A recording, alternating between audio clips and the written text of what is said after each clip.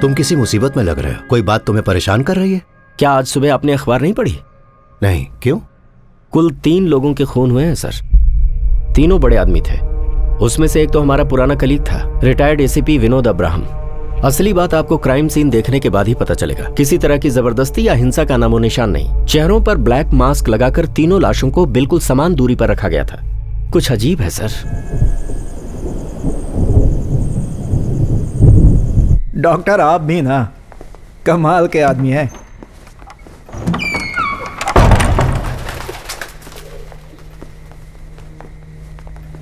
आप हमें पहले ये बात बता देते कि ये जगह आपकी पत्नी के नाम पर है। तुम लोग पहले से एक दूसरे को जानते हो क्या? चलो फिर तो काम जल्दी ही हो जाएगा। हाँ।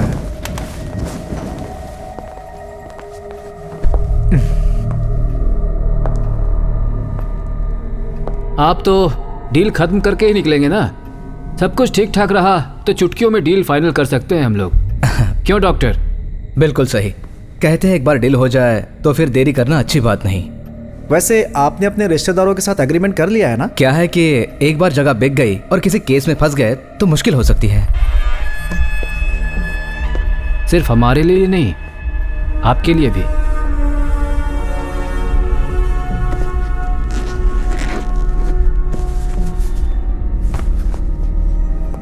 वैसे सर, इस जगह के बाकी हिस्सेदारों को आप संभाल लेंगे ना?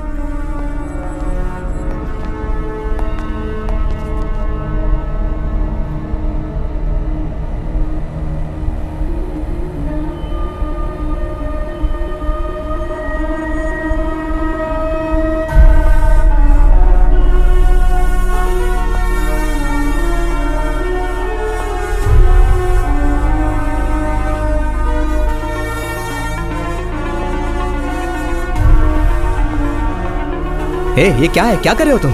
हमें यहाँ बुलाकर चाल चल रहे हो? तुम जानते नहीं मैं कौन हूँ।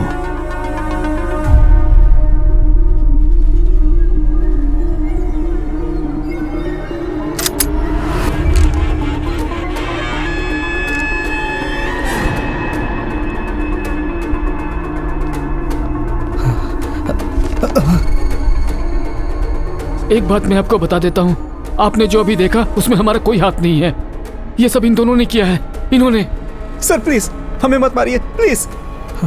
जो हो गया सो हो गया। मैं भरपाई करने के लिए तैयार हूँ। उनके परिवार को जो भी चाहिए मैं देने को तैयार हूँ।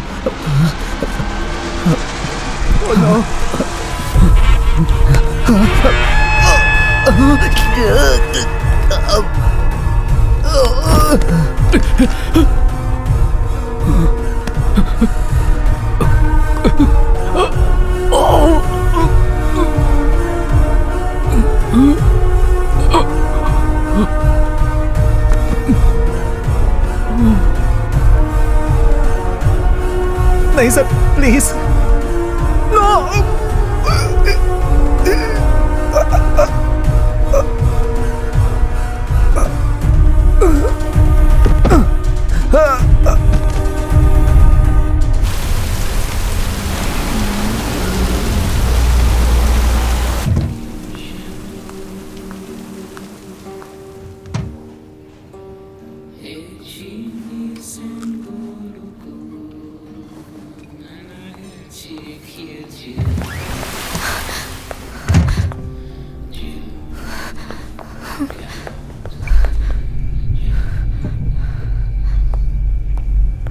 मैम उस टेबल पर बैठिए।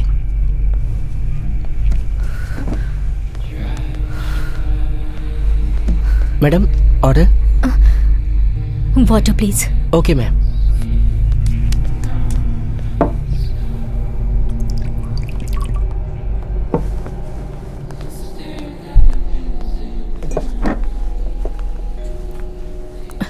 Excuse me, are you in some sort of trouble? I can help you. नहीं, तुम मेरी मदद नहीं कर सकती। That means you are in trouble. I'm Harshita Chopra. I'm a police officer. I can help you. नहीं, पुलिस को phone मत करना। अगर मुझे पता होता आप पुलिस ऑफिसर हैं तो मैं आपसे बात ही नहीं करती। नहीं, कोई हमारी मदद नहीं कर सकता।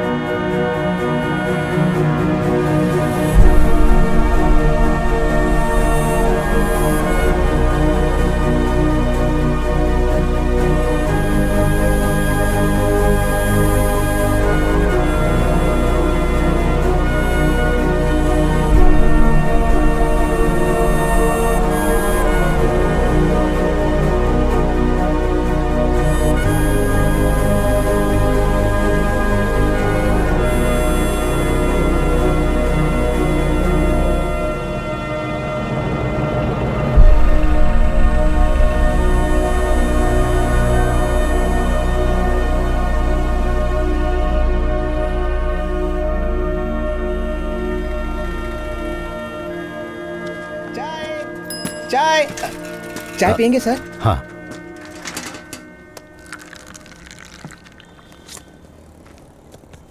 सर ये तो हाँ हाँ।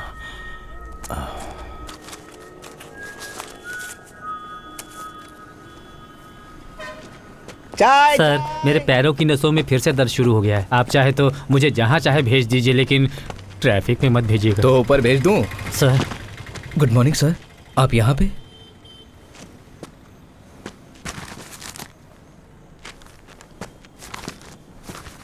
इन्होंने फिर से ज्वाइन किया है? मेरा अखबार गया, अब मुझे दूसरा खरीदना पड़ेगा, नहीं तो टॉयलेट में बोर हो जाऊंगा यार। क्या करोगे पढ़कर? कुछ नहीं, सब बकवास है।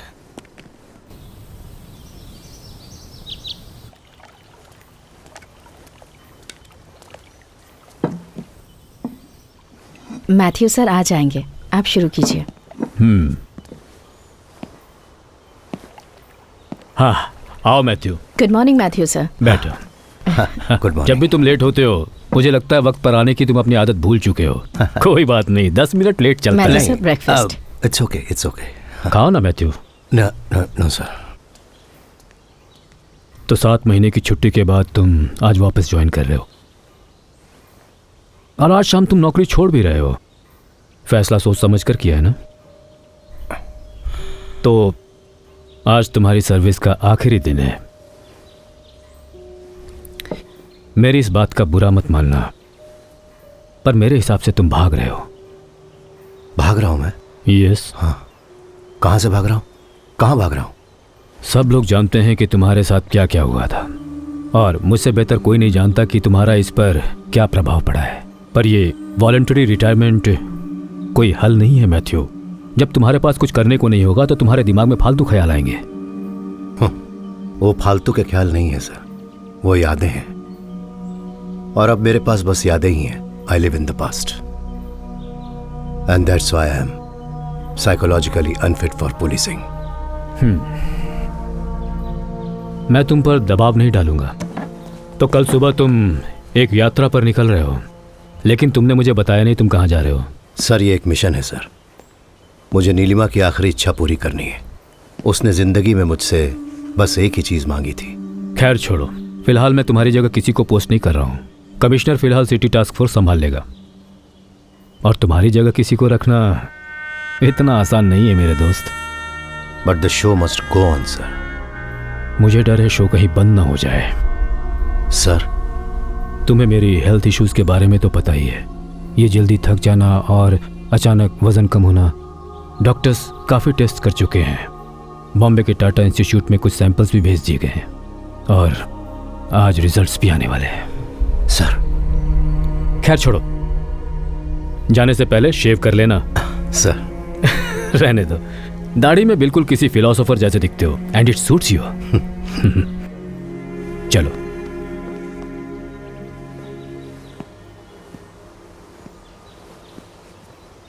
अगर यहाँ कोई इंसान है जिसे आई रियली मिस, तो बेहिचक कहूंगा कि वो आप हैं सर। आपने मेरी हर जरूरत पे मेरा साथ दिया है। एक आखिरी बार आपको सैल्यूट करना चाहता हूँ। नहीं, मुझे इस आखिरी शब्द सुनने से सख्त नफरत है। तुम जाओ, हम फिर जरूर मिलेंगे जल्द ही, मेरा दिल कहता है। सी यू मैथ्यू। सर।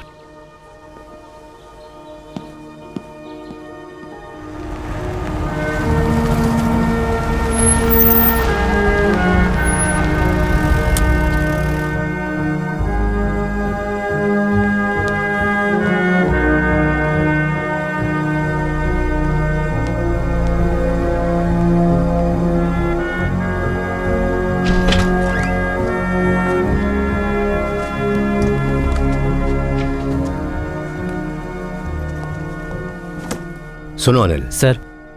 मुझे गत्ते का एक बड़ा सा बॉक्स चाहिए होगा मेरी बुक्स और पर्सनल फाइल्स पैक करने के लिए। क्या आज ही आप? तुम जानते हो तो दोबारा क्यों पूछ रहे हो? सर मैं आए? हाँ श्रीनी आओ। और बताओ क्या चल रहा है? सर तो आपने फैसला कर लिया है? फिर से सोच लीजिए। मैं डीजी से मिल चुका हूँ। मुझे जो भी कहना था मैंने उन्हें बता दिया है। इसका मतलब इस बारे में आप मुझसे कोई बात नहीं करना चाहते? नाराज मत हो यार। सर तुम तो सब समझते हो। अब ये सब मुझसे नहीं होगा। सर समझ तो आप नहीं रहे। मैं पिछले 25 सालों से सैल्यूट करता आ रहा हूं सुपीरियर्स को, उन्हें जो इस देश पर राज कर रहे हैं। पर दिल से सैल्यूट करने का मन सिर्फ आप जैसे किसी लायक इंसान को ही करता है, पूरी इज्जत के साथ। लेकिन आपके जाने के बाद that's what I am going to miss. Sheeni, I know you feel bad. Sir city task force वही यूनिट है जिसे मैंने बहुत मुश्किलों के बावजूद खड़ा किया है। सर बल्कि जब मैं पिछले 7 महीने से छुट्टियों पर था, मैं जानता हूं तुमने मेरा काम बखूबी निभाया, और वो भी बिना किसी और की मदद लिए, सिर्फ और सिर्फ मेरी खातिर।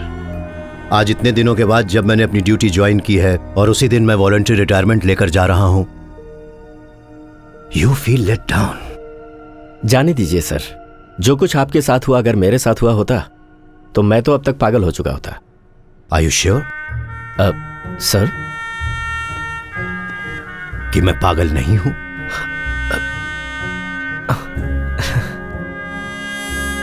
तुम किसी मुसीबत में लग रहे हो। कोई बात तुम्हें परेशान कर रही है? क्या आज सुबह आपने अखबार नहीं पढ़ी? नहीं, क्यों? कुल 3 लोगों के खून हुए हैं सर। तीनों बड़े आदमी थे। उसमें से एक तो हमारा पुराना कलीग था, retired ACP Vinod Abraham.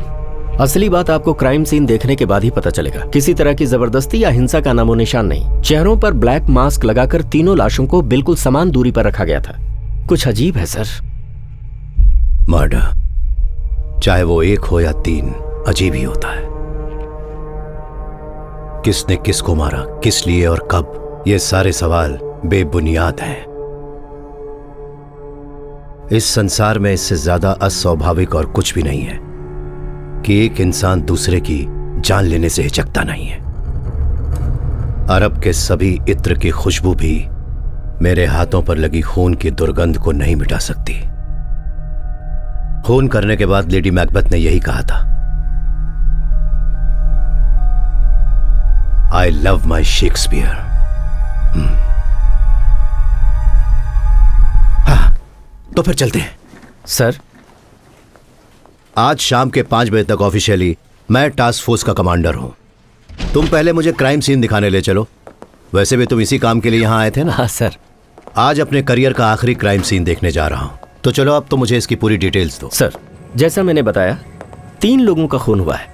थारकन multi speciality medical centre का मालिक डॉक्टर धनेश थारकन, फिर state drug controller Mohan Nair, और हमारे एक्स असिस्टेंट कमिश्नर जो पिछले महीने ही रिटायर हुए थे विनोद अब्राहम। आपको पता ही होगा विनोद अब्राहम बहुत बड़ा फ्रॉड था। जब वो यहाँ था उस समय उसके रियल एस्टेट माफिया के साथ अच्छे कनेक्शंस थे। रिटायर होने के बाद तो वो पूरी तरह से रियल एस्टेट में ही घुस गया। हैरानी की बात तो ये है सर कि जिस बिल्डिंग में क्राइम हुआ वो कई सालों से बंद थी क्योंकि उसके मालिकों के बीच कुछ झगड़ा चल रहा था। फैमिली ट्रस्ट ने एक क्लीनिंग एजेंसी अपॉइंट की हुई थी जो हर शुक्रवार को बिल्डिंग खोलकर साफ सफाई करती थी। सफाई करने वालों ने ही सुबह लाशें देखी।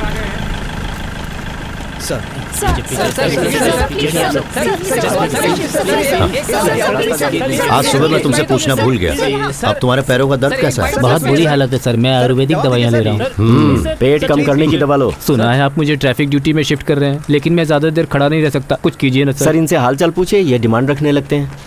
हमारे पुलिस डिपार्टमेंट में किस चीज की कमी है तुमने कभी सोचा है? किसकी सर? कोई आगे नहीं आएगा। इंसानियत की। सर क्या चल रहा है? फॉरेंसिक ने अपना काम शुरू कर दिया। जगह काफी बड़ी है, थोड़ा समय लग सकता है। हाँ। वो अंदर कैसे घुसे कुछ पता चला? नहीं सर।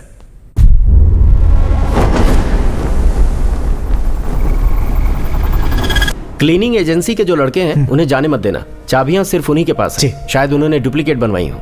सर मैंने उन्हें पुलिस स्टेशन भेज दिया है। हाँ और मरे हुए लोगों के रिश्तेदार सुबह से ठीक है, उन्हें खड़े बाहर हैं। इंतजार करने दो।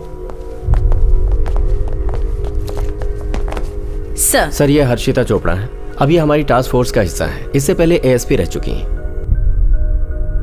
सर हमारा मानना है कि इन तीनों का खून इनके शरीर में जहर देकर किया गया है, क्योंकि इन तीनों के दाएं हाथ पर इंजेक्शन के निशान मिले हैं। सर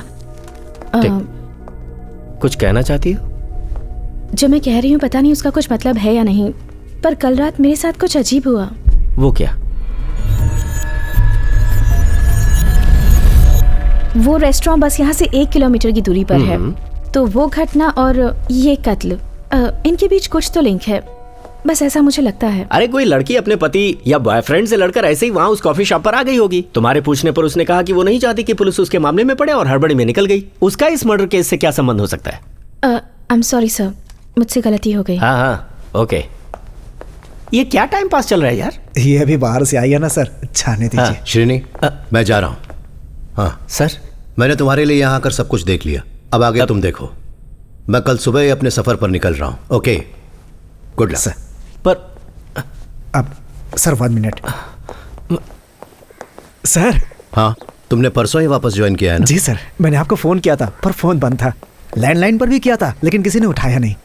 सर सिर्फ आपके कहने पर ही डीजी साहब ने मेरा सस्पेंशन रोका और कमिश्नर साहब ने बताया कि मुझे फिर से टास्क फोर्स में अपॉइंट कर लिया गया। सर मैं आपका शुक्रिया। कैसे? तुम्हारी बेटी साहिबा कैसी है? उसका मेडिकल में एडमिशन हो गया सर। इसके लिए मुझे पैसे बहुत देने पड़े तो बहुत भाग दौड़ की मैंने, पर उसकी इच्छा पूरी हो गई सर। सर अभी तक पुलिस ने इस बारे में कोई खुलासा नहीं किया है। इस बारे में हम आपको अपडेट्स देते रहेंगे। फिलहाल चलते हैं स्टूडियो में।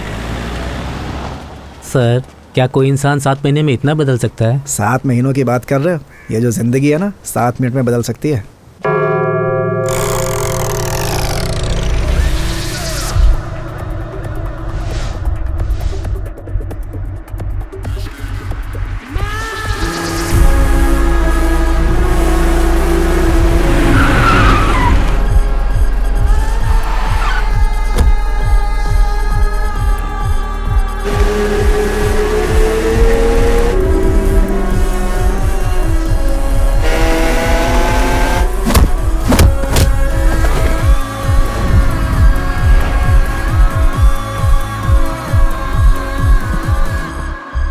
Are you a cop? Yes, my dear.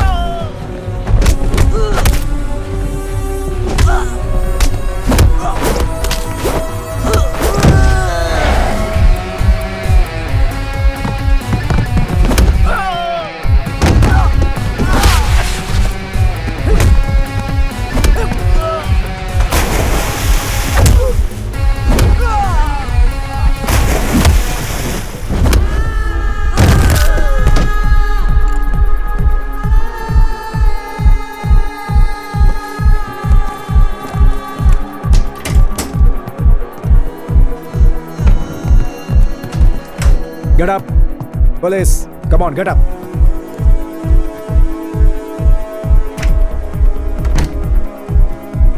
कुछ नहीं मिला सर, नथिंग। कम। सबकी चेकिंग करने के बाद ही जाने देना। Okay sir.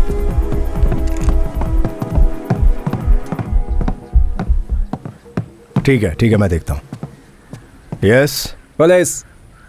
Police sir, I am Madhusudan Reddy from Hyderabad. What brings you here? Sir वो मैं अपने दोस्त की बेटी की शादी में आया हूँ। मेरे कुछ दोस्तों ने मुझे बुलाया है। Party, music, I love music sir, but no drugs sir. कसम से सर, मेरा यकीन कीजिए sir. Okay okay, I will take a picture. Sure sir. Thank you.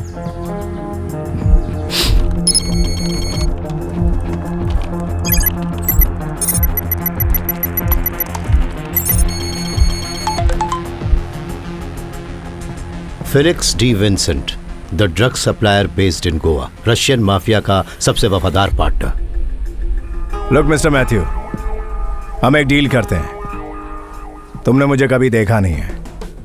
Just close your eyes. तुम चाहो तो वहां पड़े 2 बैग अभी ले जा सकते हो, बाकी जहां कहोगे वहां पहुंचा दूंगा। मुझे जाने दो, नहीं तो पूरी जिंदगी पछताओगे। सब कुछ बदल जाएगा। मुझसे पंगा मत लेना सर। कम ऑन फेलिक्स, मुझे उम्मीद थी कि तुम्हारी धमकी में कुछ तो क्लास होगा, पर तुमने मुझे बिल्कुल निराश कर दिया। इकबाल सर, ले जाओ इसे और ये पूरी की पूरी जगह बंद करवा दो। अच्छा बोनस मिलेगा पक्का।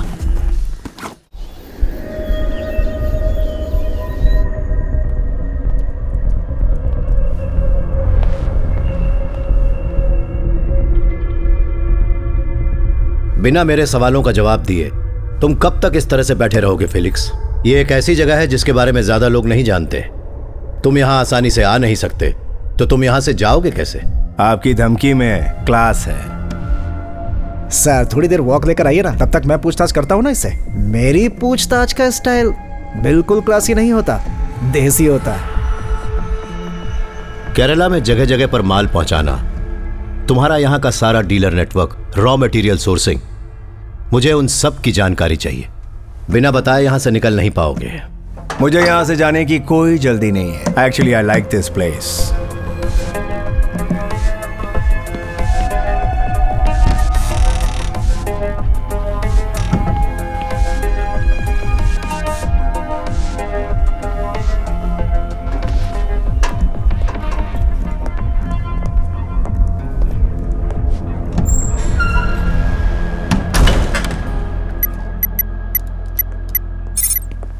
कल रात से ही मेरा मोबाइल फोन बंद पड़ा हुआ है। उसे फिक्र हो रही होगी कि मैं कहाँ रह गया। आप जाइए सर, कल तो आप दिल्ली जा रहे हैं ना। उन्होंने शॉपिंग प्लान्स बना रखे होंगे। वो यहाँ पर इसीलिए आई है, लेकिन मैं फेलिक्स को यहाँ कस्टडी में छोड़कर दिल्ली कैसे जा सकता हूँ? परसों तो आप वापस आ ही जाएंगे ना सर। 2 दिनों के लिए मैं इसे संभाल लूंगा, मुझे हाथ दिखाने का मौका मिलेगा। Hey, no third degree stuff Iqbal. तुमने डीजी का सर्कुलर पढ़ा है ना? पुलिस से कह रहे हैं कि वो किसी को ना मारे। बंदर पेड़ पर चढ़ने से बाज आएगा। हमारा तो काम ही है क्रिमिनल्स को मारना सर। तुम सुधर जाओ। और तुम्हारी बेटी साहिबा का क्या हुआ? सर मुझे नहीं लगता कि उसके मनपसंद कॉलेज में उसका एडमिशन हो पाएगा। आप इस मामले में लकी रहे। एम्स एंट्रेंस एग्जाम में 3rd आना कोई छोटी बात नहीं होती है सर। मेरी ओर से कांग्रेट्स कहिएगा उसको।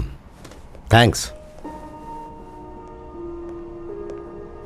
हे मालू, सॉरी बेटा, मैं जरूरी काम में फंस गया था। चलो चले। मम्मी कहाँ है? मम्मी मेरे लिए मॉल में कपड़े सिलेक्ट कर रही हैं। उन्होंने कहा था आपको परेशान न करूं, पर मैं जा रही हूँ ना, तो मुझे पता नहीं कि अब आपके साथ शॉपिंग का मौका कब मिलेगा। सॉरी बेटा, मैंने तुम्हें बताया था ना। क्या करूं, मेरा काम ही ऐसा है। आपको पता है ना मुझे दुनिया के किस काम से सबसे ज्यादा नफरत है? Police. Because it involves violence. Oh.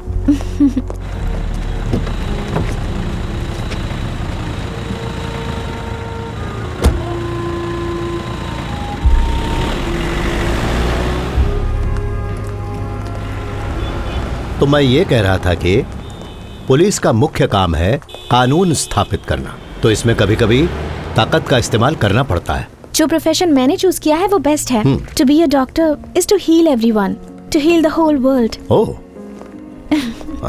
Mummy गरीब बच्चों के लिए जो स्कूल शुरू करने वाली हैं, मैं उसके पास एक छोटा सा हॉस्पिटल बनाऊंगी। देखना, तुम्हारे और तुम्हारी माँ के ये प्लान मुझे पक्का कंगाल बनाकर ही छोड़ेंगे। कंगाली का अपना अलग मजा है dad. Live adventurously. Sorry sorry sorry. Malu, जरा देखो जो मैंने तुम्हारे लिए पसंद किया है वो कैसा अरे है। तुम्हारी मम्मी ने पसंद किया है। जरूर अच्छा ही होगा। हाँ, अच्छा ही होगा। मैं जाकर देखती बिल्कुल। हूँ। देखो, मुझे अच्छे से पता है कि तुम अब क्या कहने वाले हो। पहले कई बार ये एक्सप्लेनेशंस मैं सुन चुकी हूँ, टीवी पर देखा, डेयरडेविल कॉमिंग, सब्सटेंस हंटिंग। पता है मैं उसके जाने से पहले 2-3 दिन की छुट्टी लेकर उसके साथ वक्त बिताना चाहता था, पर नहीं हुआ। छोड़ो ना, कोई बात नहीं। हमारी बेटी अब पहले से बहुत समझदार हो चुकी है। वैसे तुमने जो कल किया वो काबिले तारीफ है। जानते हो मेरे पास कितने स्टूडेंट्स की माँ इन्हीं ड्रग्स से रिलेटेड प्रॉब्लम्स का रोना लेकर पहुंचती हैं। उसने तुम्हें अपनी इच्छा बताई? वो तुम्हारे स्कूल के पास ही एक छोटा सा हॉस्पिटल बनाना चाहती है और वहां मुफ्त में लोगों का इलाज करेगी। बिल्कुल तुम पर गई है वो। और तुम पर भी। सच बताओ, तुम्हें इस बात का दुख हो रहा है ना कि वो पढ़ने के लिए दिल्ली जा रही है? ये उसके लिए बहुत ही अच्छी अपॉर्चुनिटी है। हाँ, फिर भी तुम उसे सबसे ज्यादा मिस करने वाले हो। तुम्हें तो कोई दुख नहीं हो रहा लगता है। दुख तो हो रहा है, पर मैं तुमसे ज्यादा स्ट्रांग हूँ। तुम्हारा दिल नाजुक है ना। अब घर में सिर्फ हम दोनों ही रह जाएंगे, पहले की तरह।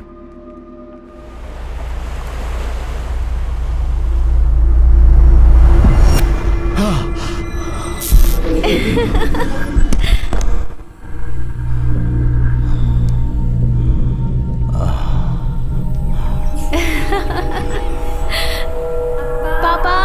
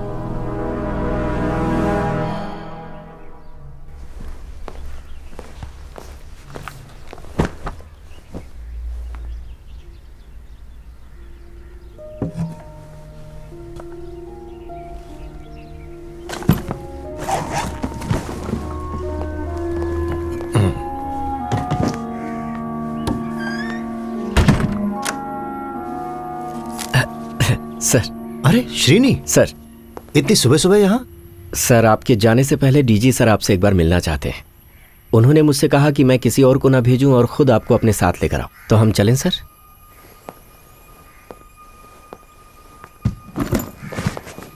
मैं अपनी गाड़ी में आऊंगा, तुम फॉलो करो। मैं आपके साथ चलता हूं सर।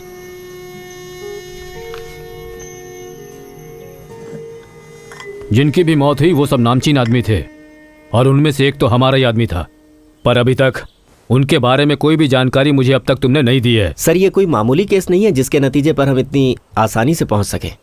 आधे घंटे तक सीएम के सामने शर्मिंदा होकर खड़ा रहा, कितनी बेइज्जती की बात है। तुम क्या सोचते हो? Any take on this? मुझे कोई आइडिया नहीं है sir. Matthew, I need your help.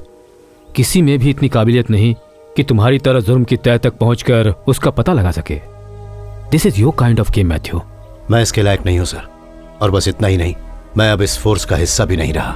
Matthew, मुझे बस तुम्हारी राय की जरूरत है। सर्विस में तुम चाहे रहो या न रहो, तुम्हारी पर्सनल चॉइस है। ये पूरी टीम, पूरा इंफ्रास्ट्रक्चर सब तुम्हारे हाथ में है। मैथ्यू, तुम अपनी ये यात्रा कुछ दिनों के लिए रोक नहीं सकते? Sorry sir. Sir please. Please Srini.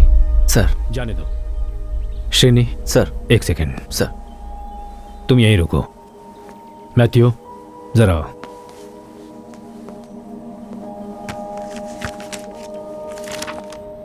मैं तुम्हें एक बात बताना चाहता हूं।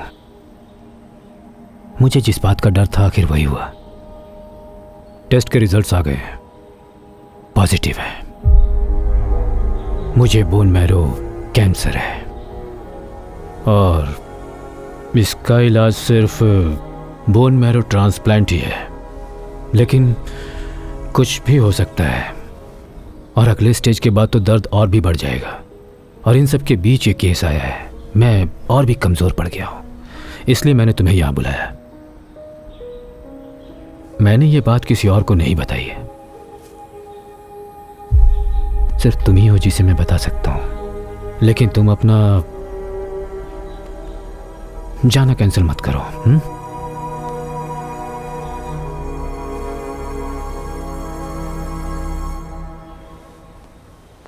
श्रेणी सर। तुम इस केस की छानबीन शुरू कर सर। दो। मैं भी आज शाम की रिव्यू मीटिंग के लिए आऊंगा। Will do our best sir. Good sir. मैं तुम्हें शाम को सर। वो ऑफिसर क्या नाम था उसका? हर्षिता सर। वो उस दिन कुछ बता रही थी ना, रेस्टोरेंट में जो बुर्का पहने मिली थी। उसका इस केस से कोई लेना देना नहीं। लेना देना है श्रीनी। सर। हर्षिता और इकबाल से कहो कि जल्दी उस रेस्टोरेंट में पहुंचे, मैं वहीं मिलूंगा। तो फिर आपने अपना जाना टाल दिया? रिव्यू मीटिंग कैंसिल कर दीजिए, मैं शाम को आपसे आकर मिलता हूं sir. Thank you Matthew, thank you very much. He is on sir. Srini. Sir. हर जुर्म बहुत आसान होता है। हर समझदार मुजरिम सबसे आसान तरीके को सबसे प्रभावशाली ढंग से अपनाने की कोशिश करता है। यह केस जितना मुश्किल लग रहा है, दरअसल उतना मुश्किल है नहीं। Don't lose your focus. Sir.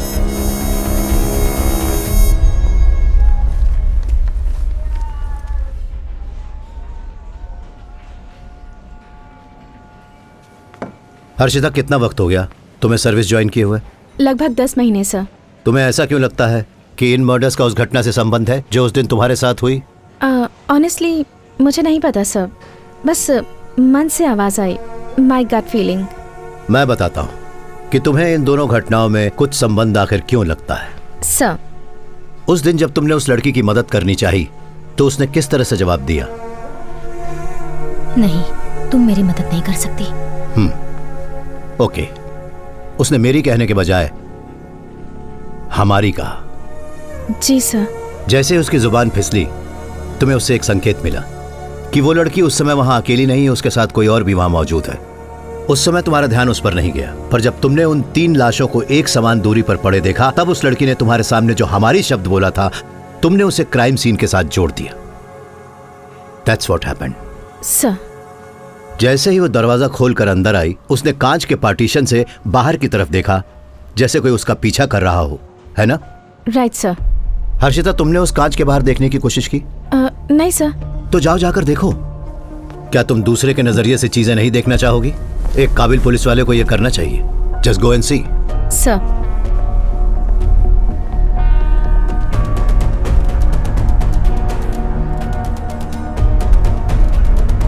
Sir, इसके बाहर तो दिखता ही नहीं। यस, तुमने कहा था कि वो औरत अंदर आने के बाद वहां खड़ी होकर कुछ देर कांच के बाहर देख रही थी। जब कांच के बाहर देखा ही नहीं जा सकता, तो फिर वो कर क्या रही थी? वो इस ग्लास में परछाई देख रही थी, उस टेबल की। उस टेबल पर जो बैठा था, वो औरत उसी को देखना चाह रही थी। तो इसका मतलब उसका वो डर और जो परेशानी थी, सब एक नाटक था उस टेबल पर बैठे हुए इंसान का ध्यान अपनी तरफ खींचने के लिए। हो सकता है कि वो चाहती थी कि वहां बैठा हुआ इंसान उठे और जाकर उससे पूछे कि उसके साथ हुआ क्या है। तो पता लगाते हैं उस दिन उस टेबल पर कौन बैठा हुआ था। इकबाल, हम लोग सीसीटीवी फुटेज देखते हैं।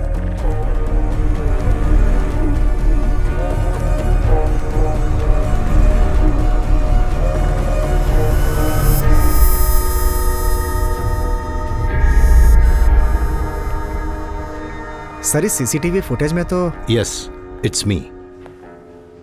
काफी दिनों से अक्सर मैं यहाँ रात को 8:30 बजे आता हूँ, डिनर करके 9:30 बजे तक चला जाता हूँ। उस लड़की ने यह सब नाटक शायद इसलिए किया क्योंकि उसे मेरी इस रूटीन के बारे में पता था। शायद वो चाहती थी कि मैं कुछ रिएक्शन दूं, पर ऐसा कुछ भी नहीं हुआ। पर क्यों सर? मालूम नहीं क्यों। हर्षिता, तुम्हें उसके बारे में और क्या याद है? उसके बात करने का ढंग याद है? वो पढ़ी लिखी थी सर, बिल्कुल मॉडर्न साउंड कर रही थी। और सर, कुछ अजीब था। अजीब क्या? शी स्मोक्स, ऐसा मुझे लगता है। उसके हाथों के बारे में कुछ बताओ। फिंगर्स, नेल्स, कुछ याद आता है? जहाँ तक मुझे याद है, उसके हाथ लंबे थे, वायलेट नेल पॉलिश, और हाथ पर ओम का टैटू था। उस दिन यहाँ जो कुछ भी हुआ, मैंने ज्यादा ध्यान नहीं दिया, मुझे फिक्र ही नहीं थी। पर मैंने उस लड़की के जूते नोटिस जरूर किए थे। मेरी एक अजीब सी आदत है। मेरा यह मानना है कि आप किसी भी इंसान का कैरेक्टर उसके जूते देखकर बता सकते हैं। उसने बूट्स पहने हुए थे, cigarette smell, violet nail polish, Om tattoo boots.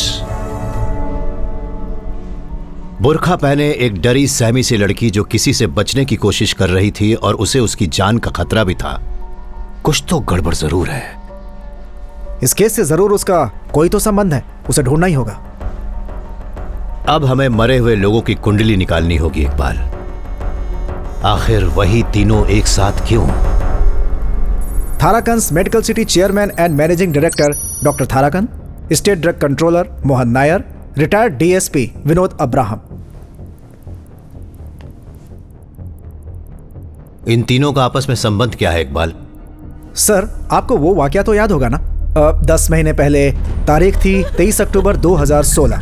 थाराकंस Medicity में एक बहुत बड़ा हादसा हुआ था। उन्होंने डेंगू के इलाज के लिए एक बिना लाइसेंस के इंपोर्टेड ड्रग का इस्तेमाल किया था, जिसमें 9 से 16 साल के 8 बच्चों की मौत हो गई थी। ये उस समय की सनसनीखेज खबर थी सर। सरकार तक ने ड्रग कंट्रोलर को रिपोर्ट दर्ज करने के लिए कहा था। ड्रग कंट्रोलर की गलत रिपोर्ट के कारण डॉक्टर थरकन निर्दोष साबित हुए थे। मतलब थरकन और ड्रग कंट्रोलर मोहन नायर के बीच कोई समझौता जरूर हुआ होगा। उन दोनों ने प्रॉपर्टीज में भी मिलकर इन्वेस्टमेंट की थी सर, खासकर अक्टूबर 2016 के बाद। मान लेते हैं कि थरकन और मोहन का कत्ल बिना लाइसेंस के ड्रग इस्तेमाल करने वाले केस की वजह से हुआ है, पर तीसरा आदमी जो मारा गया विनोद, उसका इस केस से तो कोई संबंध नहीं है। He is an odd man out. तो फिर उसको इनके साथ ही क्यों मारा? सर, थाराकन और मोहन नायर के रियल एस्टेट के धंधे में जो आदमी एजेंट बना हुआ था वो अपने विनोद सर थे, और विनोद सर इन दोनों बदमाशों के जरिए अपनी गैर कानूनी जमीन का धंधा भी चलाते थे। जॉइंट जॉली और पाइप पांडे। अरे बिल्कुल सही सुना। हम बस 40 के कागज बनवाएंगे और बाकी का 10 कैश चाहिए। कैश के बिना डील नहीं करूंगा। सिंगल प्राइस 50 और उसमें 10 कैश। समझ गए ना?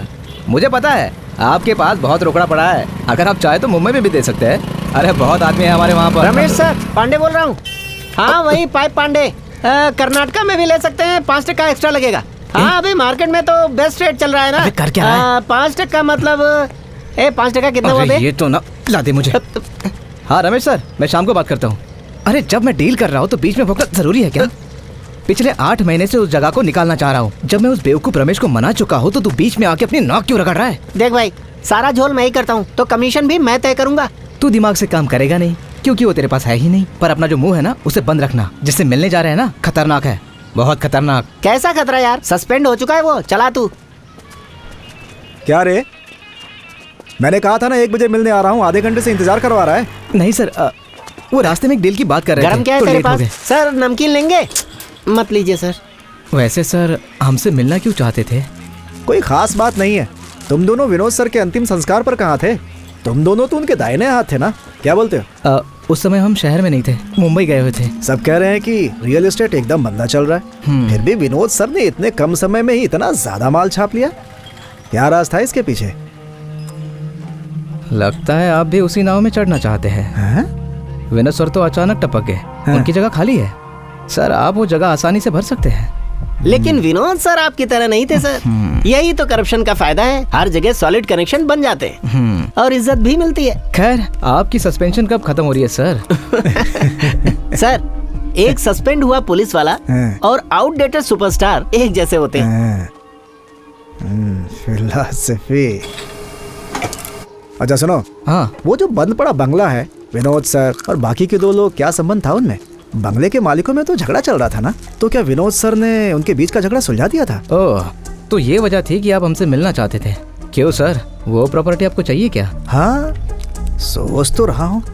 वो मुश्किल है सर, हम बहुत कोशिश कर चुके हैं। इतना ही नहीं, उस बिल्डिंग के मालिक दुनिया भर में फैले हुए हैं और सभी एक दूसरे से नफरत करते हैं।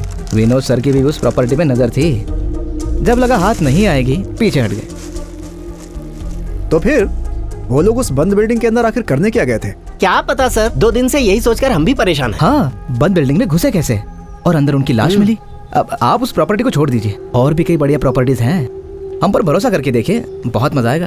जिंदगी का मतलब शान से जी। मैं भी यही सोच रहा हूँ। अच्छा, तुम लोग अभी भी ड्रग्स बेचते हो? उसमें बहुत खतरा है सर, और जब से ऋषिराज सर आए हैं ना, धंधा ही बंद हो गया। लेकिन अगर कोई अच्छा माल है तो बताइए ना सर। मशरूम, फिश, केमिकल या फिर ऐसे कुछ। सर, आपके तो एक्साइज और एंटी नार्कोटिक्स में अच्छे कनेक्शन हो गए ना सर। बोलिए तो फिर से धंधा शुरू कर देता हूँ।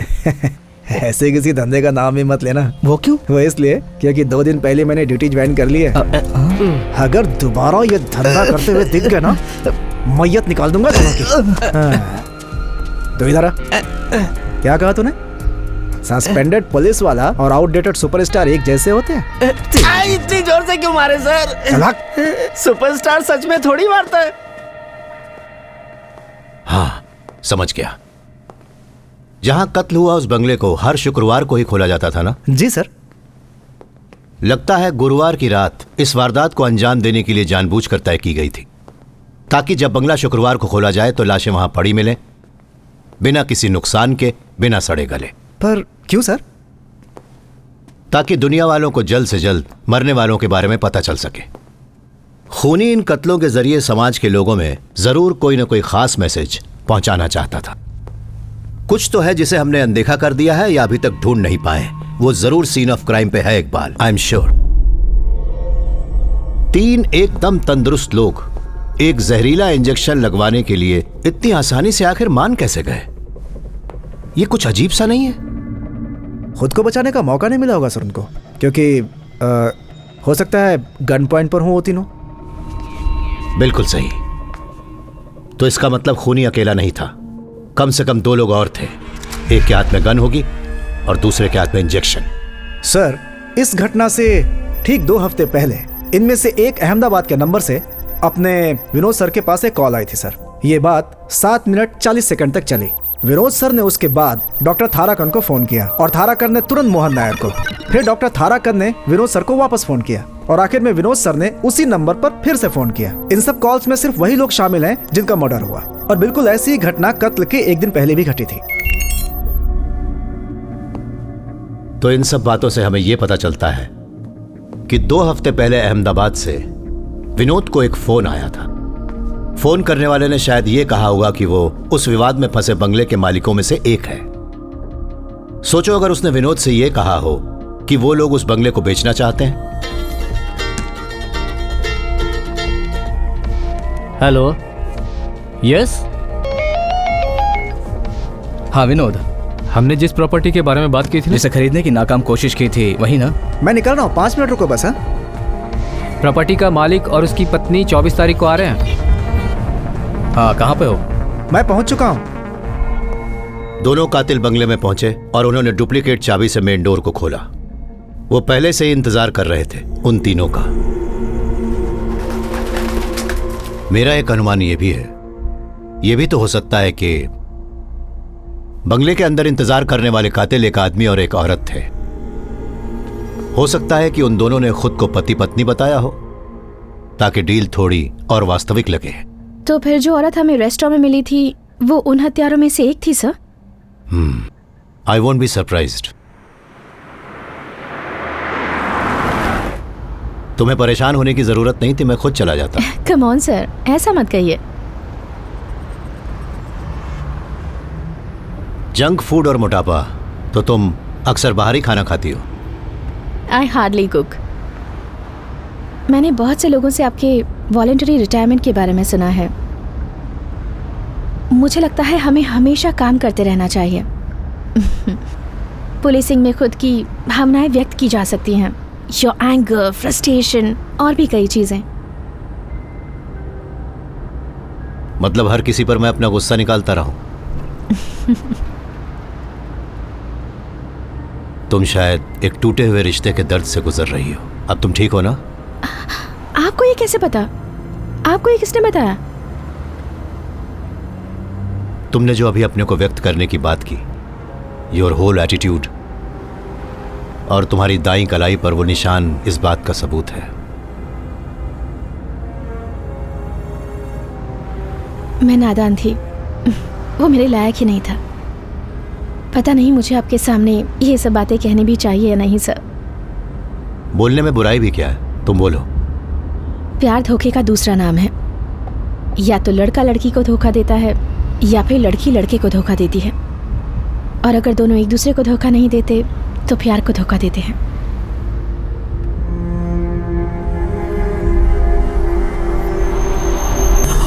आप ठीक तो है ना सर? हाँ।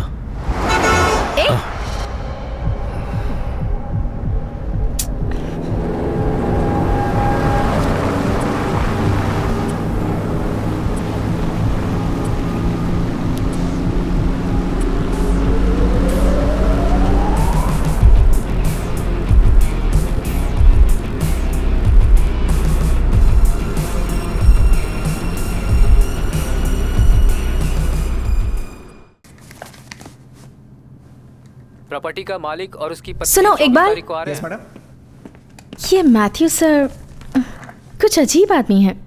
वेरी वेरी ब्रिलियंट, बट थोड़े से मेरा मतलब क्या वो आपको थोड़े पागल लगते हैं मैडम? नहीं, ऐसा नहीं है। पिछले 7 महीनों में उनके साथ जो कुछ भी हुआ है उसके बाद भी वो यहाँ खड़े हैं, बहुत बड़ी बात है। उनकी पत्नी और उनकी बेटी के साथ वाली ट्रेजेडी ना। जी मैडम, सर की बेटी का दिल्ली में MBBS में एडमिशन हो गया था। जब सर और उनकी पत्नी अपनी बेटी को दिल्ली छोड़ने एयरपोर्ट जा रहे थे।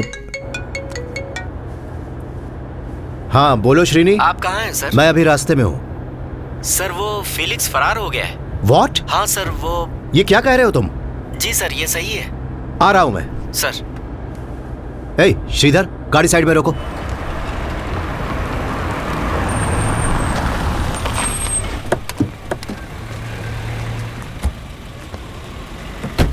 क्या हुआ?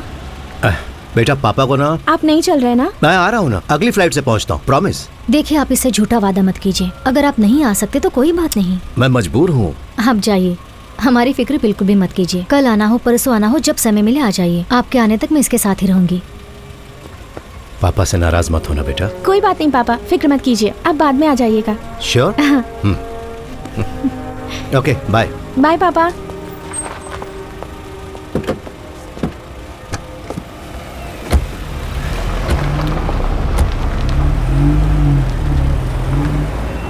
तुमने बाल ठीक से नहीं बांधे। कोई बात नहीं, ठीक है।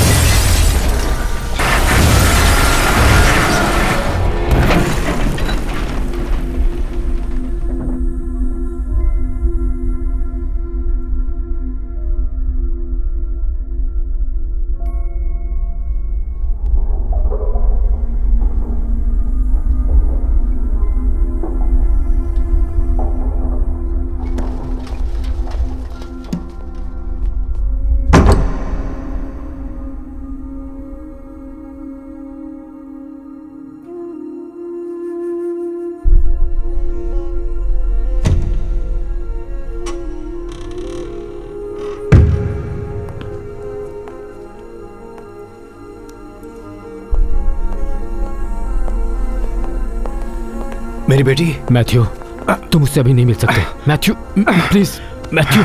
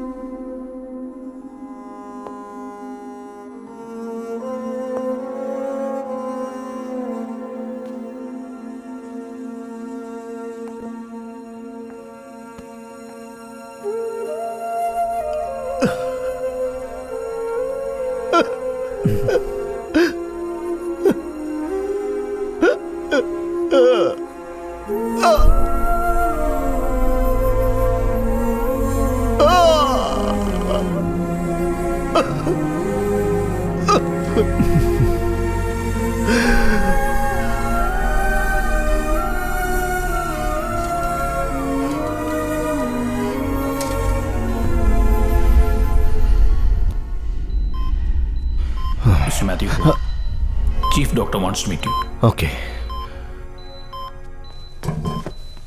दूसरे डॉक्टर्स की राय के लिए हमने नीलिमा की केस फाइल्स को डेनमार्क भिजवाया था। तुम जानते हो, उनके पास भी इसका कोई इलाज नहीं है मैथ्यू। डीजीपी ने मुझे बताया कि तुम्हारा और नीलिमा का कोई और रिश्तेदार भी नहीं है। ऐसी हालत में नीलिमा के साथ हर वक्त रहने के कारण तुम्हारी मानसिक स्थिति बिगड़ भी सकती है। तुम डॉक्टर विश्वेश्वर से आखिर मिल क्यों नहीं लेते? हमारे साइकेट्रिस्ट हैं काउंसलिंग के लिए। हो सकता है उनसे मिलकर तुम्हें अच्छा लगे।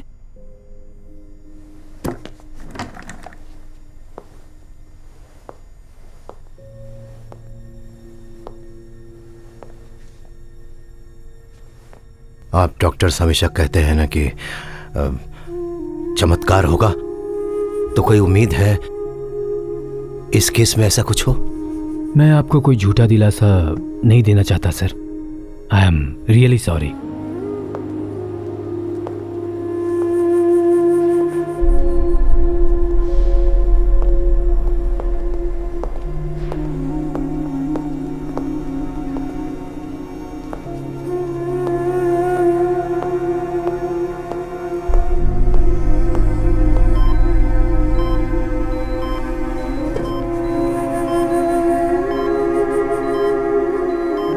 6 महीने तक सर मैडम के साथ हॉस्पिटल में ही रहे। जब मैडम की मौत हुई मैं उनसे मिलने गया था। वो बहुत बदल चुके थे, जैसे कि कोई पागल इंसान हो। 1 महीने के लिए और उन्होंने छुट्टी एक्सटेंड करा ली और वॉलंटियर रिटायरमेंट के लिए अप्लाई कर दिया। He was a wonderful husband, wonderful father. हाँ, एक बात बताओ मैम। फेलिक्स की कस्टडी से फरार होने की वजह से तुम्हें सस्पेंड कर दिया गया था? जी मैडम, तब वहाँ मैं ही इंचार्ज था। पर वो भागने में कामयाब कैसे हुआ? मैडम, वो अभी तक एक रहस्य बना हुआ है। हमारे शेल्टर में पावर फेलियर हुआ, इन्वर्टर बैकअप भी फेल हो गया, जनरेटर खराब था और वो 20 मिनट तक शुरू नहीं हो पाया। जब तक गार्ड इमरजेंसी लैंप लेकर पहुंचा तब तक वो भाग चुका था मैडम। अचानक पावर फेलियर हो गया, बैकअप सिस्टम ने काम करना बंद कर दिया, ये सब एक साथ होना अजीब नहीं लगता? अब इस बारे में क्या कह सकते हैं मैडम? सुपीरियर्स को बस बलि के बकरे चाहिए। मुझे और बाकी 3 लोग को सस्पेंड करके उन्होंने वो केस ही बंद कर दिया मैडम। मैथ्यू सर ने डीजी से बात की थी, इसलिए मुझे सस्पेंशन से वापस बुला लिया। सर ठीक है सर। नहीं, हम इधर ही हैं सर। मैथ्यू सर का फोन था, वो हमसे अभी मिलना चाहते हैं। कितनी देर में आने वाले हैं वो? 10 मिनट में मैम।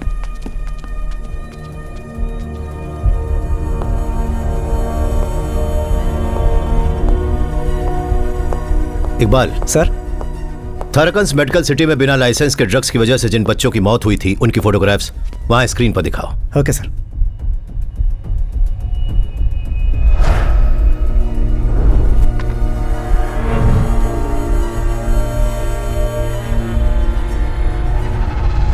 इन फोटोग्राफ्स को प्रिंट करवाओ और फिर मेरे साथ चलो।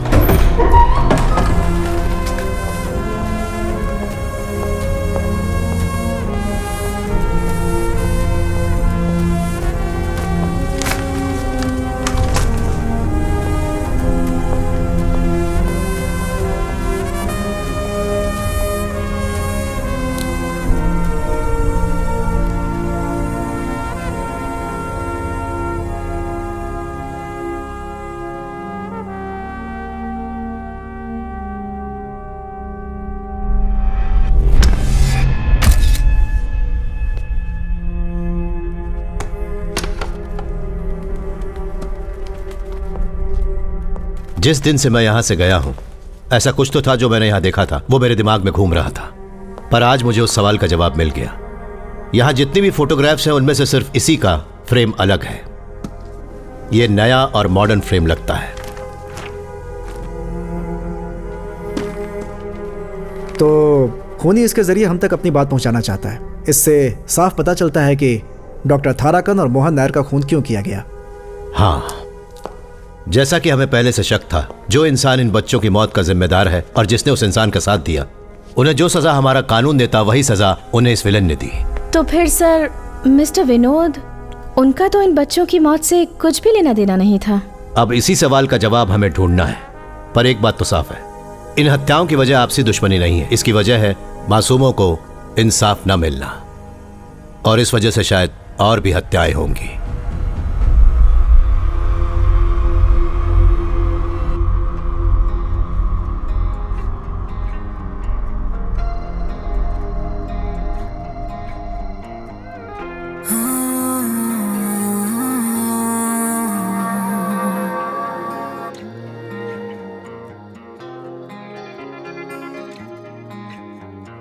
शोला है चाहत तू मेरी,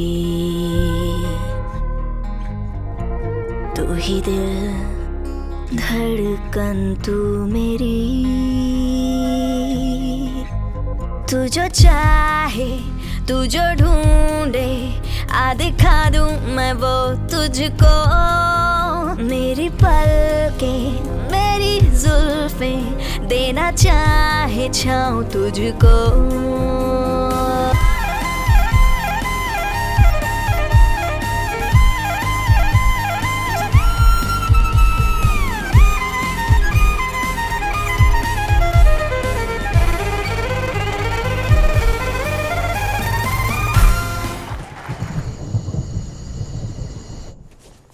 हेलो, मीट मिस्टर कुमार।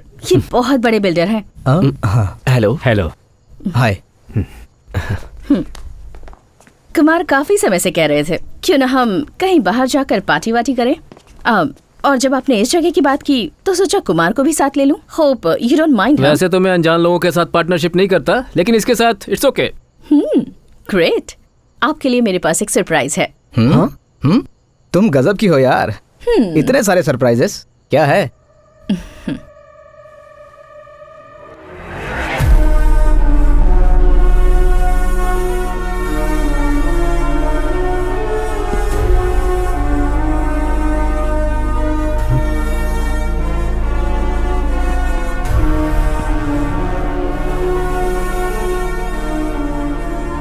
कौन है तू?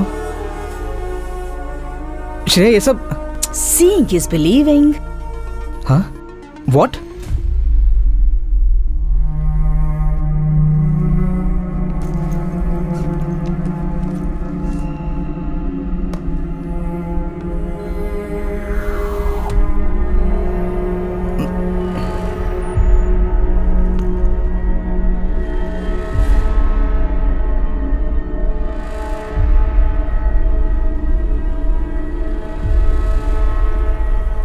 ये सब क्या है? तू श्रेया,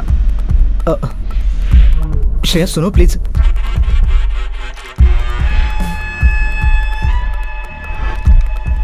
ये सब क्या चल रहा है यहाँ पर? और मैंने कुछ भी नहीं किया, मुझे कुछ नहीं मालूम है।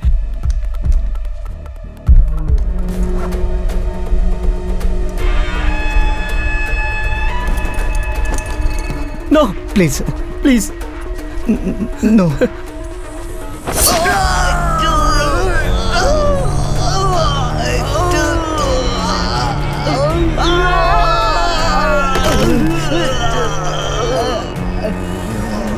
सर मुझे मत मारिए सर, प्लीज मुझे मत मारिए sir. Sir please sir, sir please sir.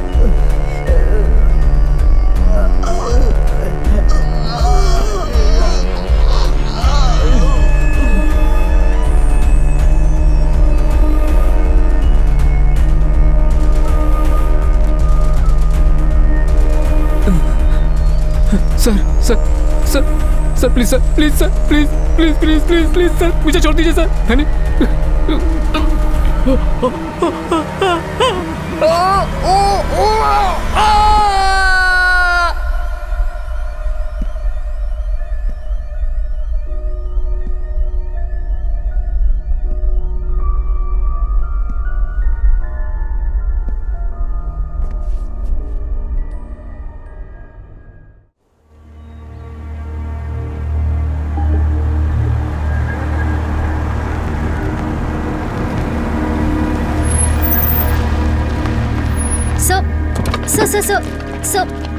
रुकिए, वहीं रुकिए।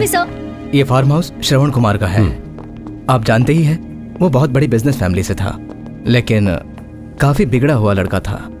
जब वो यहाँ अपनी मीटिंग्स रखता था तो नौकरों को बाहर भेज देता था।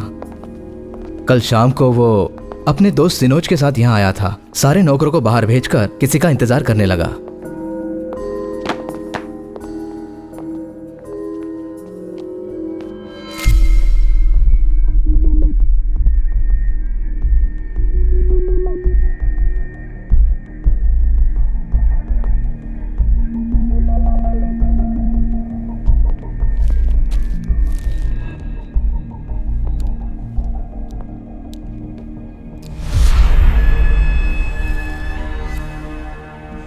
दोनों हादसों का तरीका एक ही है, लेकिन दोनों घटनाओं में मारने का अंदाज अलग था। जो लोग किसी के साथ जबरदस्ती करते हैं उन्हें सजा देने का ये सबसे प्रचलित तरीका है। क्या इन दोनों का ऐसा कोई बैकग्राउंड था? आपको नहीं मालूम मैडम? कुछ दिनों पहले एक भयानक केस सामने आया था, करोनिया रेप केस। एक 20 साल की लड़की का रेप और मर्डर हुआ था। 2 लोगों को इस केस में पकड़ा गया था। यही श्रवण और सिनोज जिनका कल मर्डर हुआ है। पुख्ता सबूत ना होने की वजह से ये दोनों बच निकले थे मैडम। एसीपी विनोद ने ही उस केस की तहकीकात की थी। जिस तरह से उसने इस केस को हैंडल किया था, उसे लेकर मीडिया में काफी विवाद हुए थे। तुम्हारे साथ जिन लोगों ने लड़की के माता पिता ने मीडिया के सामने बयान दिया कि बच्ची ने विनोद को मुजरिम के नाम बताए थे। बताओ बेटा। मुझे पता है। इन दोनों को बाहर लेकर जाओ। डॉक्टर तुमसे भी कह रहा हूँ, तुम भी बाहर जाओ। बताओ। श्रवण, श्रवण, उन्होंने सीएम तक से शिकायत की थी कि विनोद ने लड़की की स्टेटमेंट गलत रिकॉर्ड की है। वो केस आज भी हाई कोर्ट में पेंडिंग पड़ा हुआ है। मैं देखता हूँ। Sir please. तो फिर पैटर्न ये था सर, पहले केस का ऑड मैन आउट इशारा कर रहा था होने वाली हत्याओं की तरफ। सर उस हिसाब से इस केस में ऑड मैन आउट कुमार है, तो इसका मतलब अगली हत्या कुमार से संबंधित होगी। इस कुमार का बैकग्राउंड क्या है? मैडम वो केरला की रियल एस्टेट इंडस्ट्री में बहुत बड़ी हस्ती था। आपने लैंड बैंक, लैंड माफिया तो सुना ही होगा, उसका जीता जागता उदाहरण।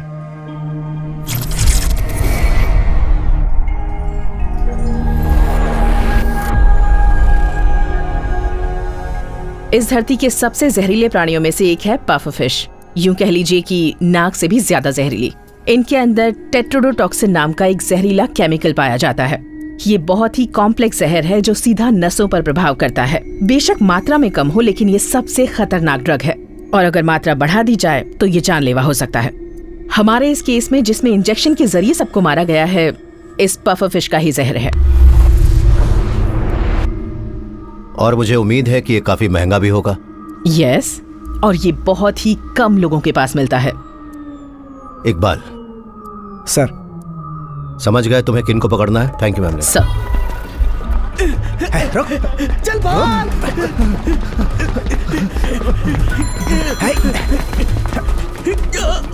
रुक।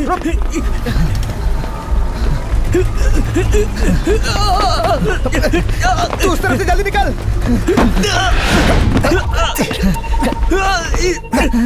चुपचाप चल। मुझे छोड़ दीजिए सर, मैंने क्या किया? चल सब बताता हूँ ना क्या किया। कुछ भी तो नहीं किया सर।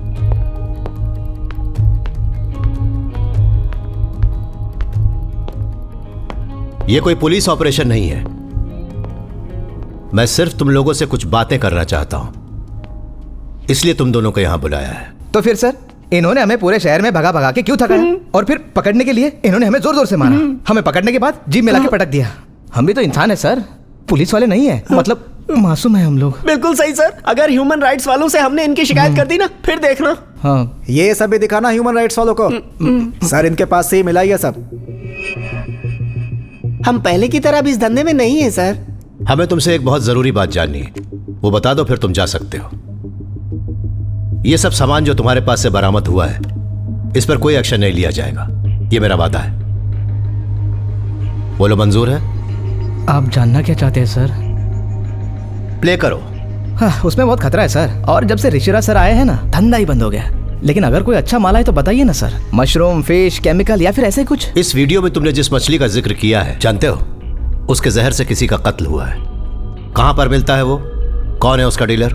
वो क्या है ना सर, बहुत कम मिलता है ये कुछ बहुत ही खास कस्टमर्स के लिए आता है। बहुत खतरनाक होता है ये। बनाने में थोड़ी सी भी गलती हो जाए तो समझिए वो वही मर सकता है। और वैसे भी ये हमारा प्रोडक्ट नहीं है, इसके लिए आप हमें इतना मारकर यहाँ लेकर आए। टाइम वेस्ट हो गया ना आपका।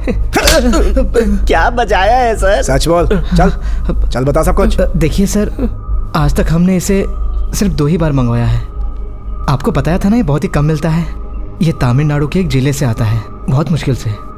पहली बार इसे ऑर्डर किया एक शिप के कैप्टन ने। कौन था? रशियन था। हाँ, रशियन। पोर्ट पे जाकर डिलीवरी दी हमने। दूसरी बार खरीदार का पता ही नहीं था। एक आदमी ने जवाहर नगर के पास डस्टबिन में माल फेंकने को कहा और हमने वैसा ही किया। जहां तक मैं तुम्हें जानता हूं, तुम इसे ऐसे ही छोड़कर तो नहीं गए होगे। छुप कर जरूर देखा होगा कि माल कौन लेकर गया। हाँ, देखा था।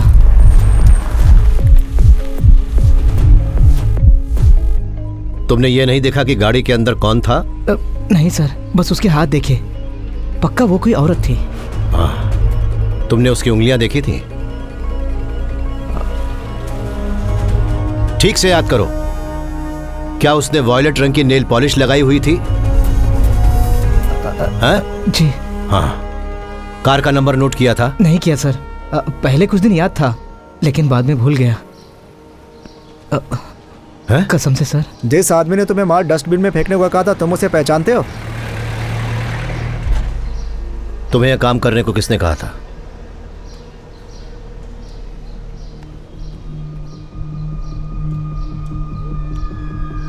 इसने कहा था?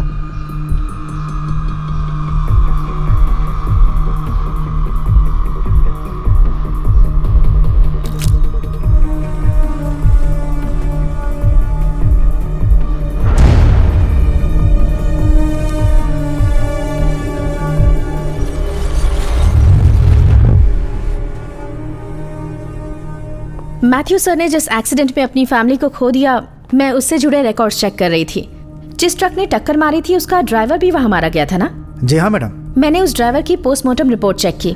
उसके सिर के पीछे किसी भारी चीज से चोट लगी थी। रिपोर्ट के मुताबिक वही उसके मौत का कारण थी। पर यह चोट उसके सिर में लगी कैसे? किसी बहुत ही भारी मेटल ऑब्जेक्ट के लगने से यह घाव हुआ था। फॉरेंसिक चीफ गीता मैडम ने बताया। जरूर उसका सिर किसी चीज से टकरा गया होगा और वो आगे के गिलास से टक्कर खाकर बाहर गिर गया। एक्सीडेंट के बाद लगभग 40 मिनट तक सर की वाइफ और उनकी बेटी सड़क पर पड़े रहे, अनअटेंडेड। अगर वो उन सबको निशाना बना रहे हैं जो कानून से बच निकलते हैं, फिर और भी तो लोग हैं। उसने सिर्फ इन लोगों को ही क्यों चुना? डॉक्टर तारकन, विनोद, मोहन नायर और वो 3 लोग जिनका हाल में कत्ल हुआ, सिर्फ इन्हें मारने की क्या वजह हो सकती है? एक वजह तो है सर, जो हर चीज से जुड़ी हुई है। मेरे हिसाब से इन दोनों हादसों का कारण एक ही है, वो है थाराकंस मेडिसिटी। मुझे इस हॉस्पिटल के पूरे डेटाबेस की सारी जानकारी चाहिए। डेटाबेस से मेरा मतलब यहां पढ़ने वाले स्टूडेंट्स से है। Okay sir. Okay, thank you.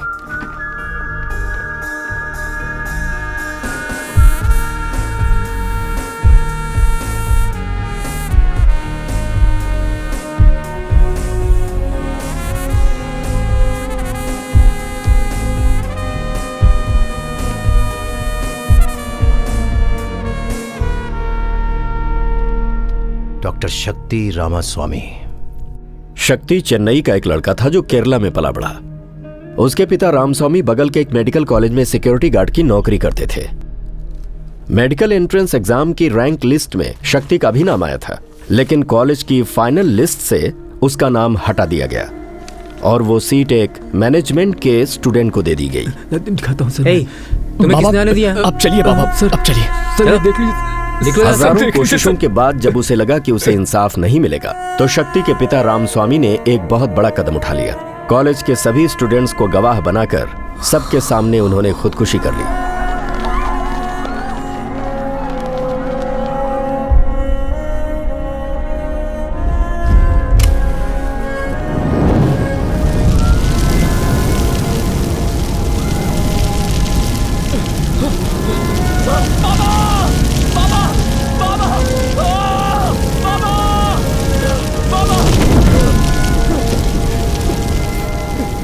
शक्ति ने अपनी आंखों के सामने अपने पिता को आत्महत्या करते देखा और अपना मानसिक संतुलन खो बैठा।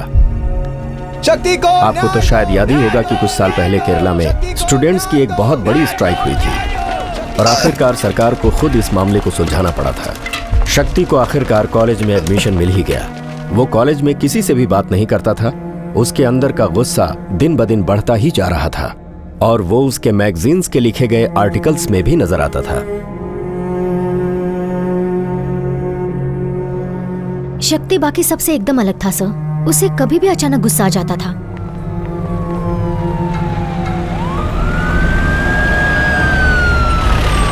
शक्ति ने ही जूते मारकर विद्रोह करने का नया ट्रेंड शुरू किया था।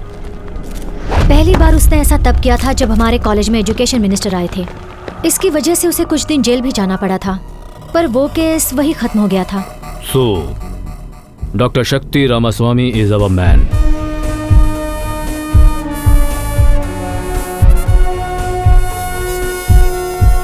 इस तहकीकात में आम तरीकों का इस्तेमाल करना बिल्कुल बेकार है सर, क्योंकि यहाँ होने वाले जितने भी खून हैं, इससे पहले ऐसे कभी भी नहीं हुए।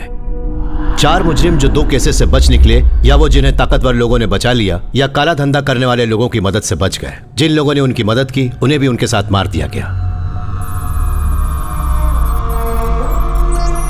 पहले केस में जब विनोद शिकार बना था ना, हम लोग थोड़ा हैरान थे, याद है? कत्ल की वजह हमें तब मिली जब दूसरी घटना फार्म हाउस में घटी। वो दोनों जिनका बाद में खून हुआ वो रेप के दोषी थे, पर विनोद की मदद से वो दोनों लोग छूटने में कामयाब हो गए। और दूसरी घटना में भी बिल्कुल ऐसा ही हुआ। इसमें भी there is an odd man out. मशहूर बिल्डर कुमार, उसका कत्ल इस बात की ओर इशारा करता है कि जल्द ही एक और खून होने वाला है। मैंने शक्ति के फेसबुक पोस्ट्स और ब्लॉग्स वगैरह चेक किए। एक महान आदमी जो करप्शन और अन्याय को रोकने की कोशिश कर रहा है, एक अकेला बागी, वो इस तरह के विषयों पर लिखता है। तो तुम्हें लगता है जिस हॉस्पिटल में वो काम किया करता था, 2 गुना जिनका वो साक्षी है, 2 केस जिनमें इंसाफ नहीं मिला, इस वजह से वो खून खराबे पर उतर आया। आप जैसा सोच रहे हैं वैसा बिल्कुल भी नहीं है। डॉक्टर शक्ति मजबूर होकर अचानक किसी का भी खून नहीं करेगा। ये कई सालों की प्लानिंग थी। मेरा मतलब है कि उसके दिमाग में बहुत समय से ये खिचड़ी पक रही थी। ऐसा बोल सकते हैं कि उसकी जानकारी के बिना उसके अंदर कहीं ना कहीं एक बहुत खतरनाक हिंसात्मक जानवर पनप रहा था। यस, जैसा कि आपने बिल्कुल सही अनुमान लगाया। जो भी घटनाएं उसके हॉस्पिटल में काम करने के दौरान घटी, मेडिकल माफिया को लोगों की जान के साथ खिलवाड़ करते हुए उसने देखा। एक क्रूर अपराध जिसे अनदेखा कर दिया गया। 8 बच्चे जिन्होंने मेडिकल माफिया की वजह से अपनी जानें गंवा दी, उनके माता पिता का दर्द और उनका नाकामयाब विद्रोह, इन सब घटनाओं ने शक्तिवेल के अंदर के उस जानवर को बाहर निकाल दिया, ऐसा मुझे लगता है।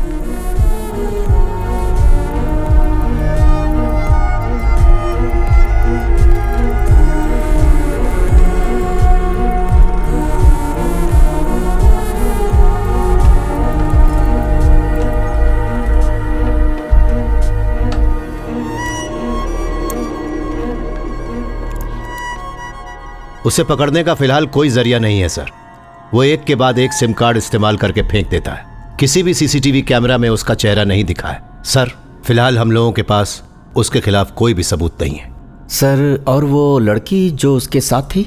मैं उसी बात पर आ रहा था सर। उसका नाम है श्रेया वेंकटेश, बेंगलोर से है। पिता कन्नड़ी थे, माँ मलयाली। क्या है?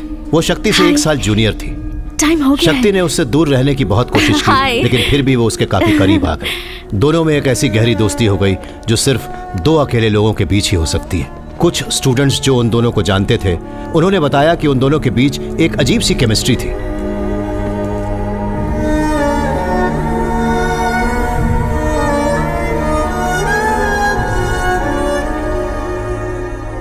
एक इंसान जो कानून के हाथों से बच निकले हुए मुजरिमों को बेरहमी से सजा देता है, एक पागल किस्म का आदमी जो कानून अपने हाथों में लेता है।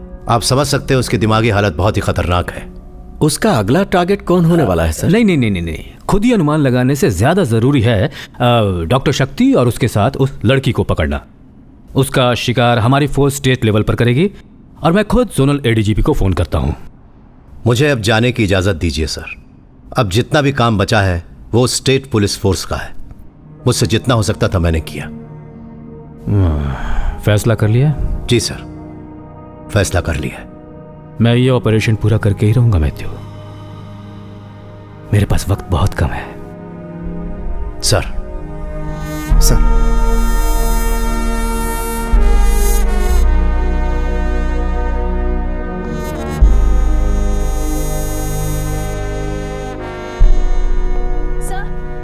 1 मिनट सर।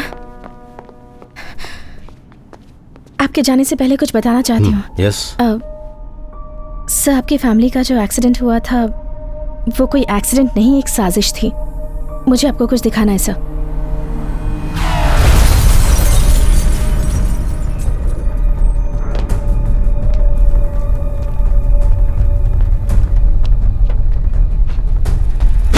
तो तुम्हें लगता है कि गाड़ी से भिड़ने के बाद जब ड्राइवर ट्रक से नीचे उतरा तो उसके सर पर वार करके किसी ने उसे मार डाला। उसके बाद उसने उसी हथियार से ट्रक का शीशा भी तोड़ दिया। यस। मैंने तुमसे कहा था ना, तुम्हारे अंदर वो पुलिस इंस्टिंक्ट है, लेकिन अनुभव की कमी के कारण तुम्हें सच समझने और उसकी तस्वीर बनाने में थोड़ा वक्त लगता है, बस इतना ही। जिस दिन मेरी नौकरी का आखिरी दिन था उस दिन मैं सुबह सुबह पुलिस के कारखाने में गया था। मैंने वहां पर वो ट्रक देखा। हर्षिता, जो तुमने मुझे बताया वो मैं पहले से ही जानता हूं। आप ऐसे कैसे छोड़ सकते हैं? जिसने ये किया हमें उसे पकड़ना चाहिए। कुछ चीजों को नजरअंदाज कर रहा हूं जानबूझकर। मुझे पता है ये इतना आसान नहीं है। ये गलत है सर। जिस इंसान ने आपकी जिंदगी बर्बाद कर दी, आप उसे छोड़ कैसे सकते हैं? जो चीज एक बार खो गई वो हमेशा के लिए खो गई, कोई उसे वापस नहीं ला सकता। बट सर आप। नो हर्षिता, मैं एक सीमा रेखा पर खड़ा हुआ हूं। कभी खुदकुशी और कत्ल के बीच की हालत के बारे में सुना है? मुझे मजबूर मत करो, मत करो मुझे मजबूर।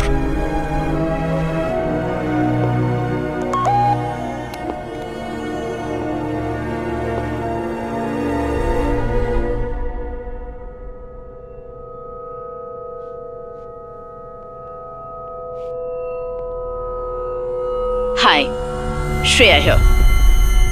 First I want to tell you something. जिस आईपी एड्रेस से मैंने ये वीडियो मेल किया है उसे ट्रेस करने में वक्त बर्बाद मत कीजिए, वो फेक है। पर ये बंद करने से पहले मेरी बात सुन लीजिए।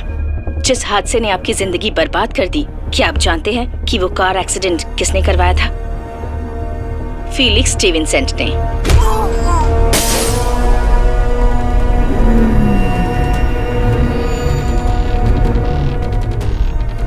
कल वो केरला आने वाला है। मैं आपको उसकी लोकेशन भेज रही हूँ। उससे बदला लेने का ये अच्छा मौका है। आप चाहें तो इसका फायदा उठा सकते हैं। उसके जैसे मुजरिमों को सजा मिलनी ही चाहिए। हमारी इच्छा है कि ये न्याय आपके हाथों हो, क्योंकि बदले में जो सुख है वो और किसी में नहीं। बाय। सर, ये जरूर एक जाल है, सावधान रहिए। सर, मुझे लगता है हमें ये चांस लेना चाहिए। मुझे यकीन है हमें कुछ ना कुछ जरूर मिलेगा सर। और वैसे अगर हम जा रहे हैं तो हमें पूरी फोर्स को खबर देनी होगी, एक फुल फ्लेजेड ऑपरेशन की तरह। कुछ समस्या से हम कितना भी भाग ले वो हमारा पीछा नहीं छोड़ती। इसके वीडियो के बारे में हम तीनों के अलावा किसी और को पता ना चले। फिलिक्स के नेटवर्क के बारे में अच्छे से जानते हो ना इकबाल? Yes sir. इस काम को अंजाम हम दोनों देंगे, तुम साथ नहीं चलोगी। बच्चा,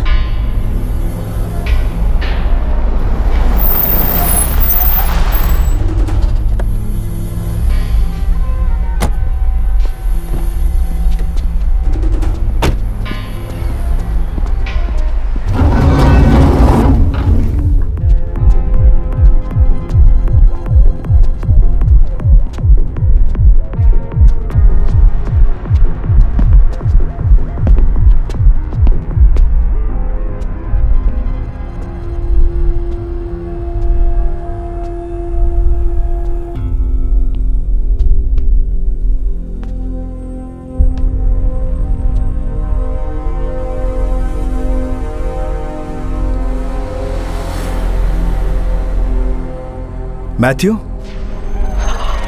Oh my God.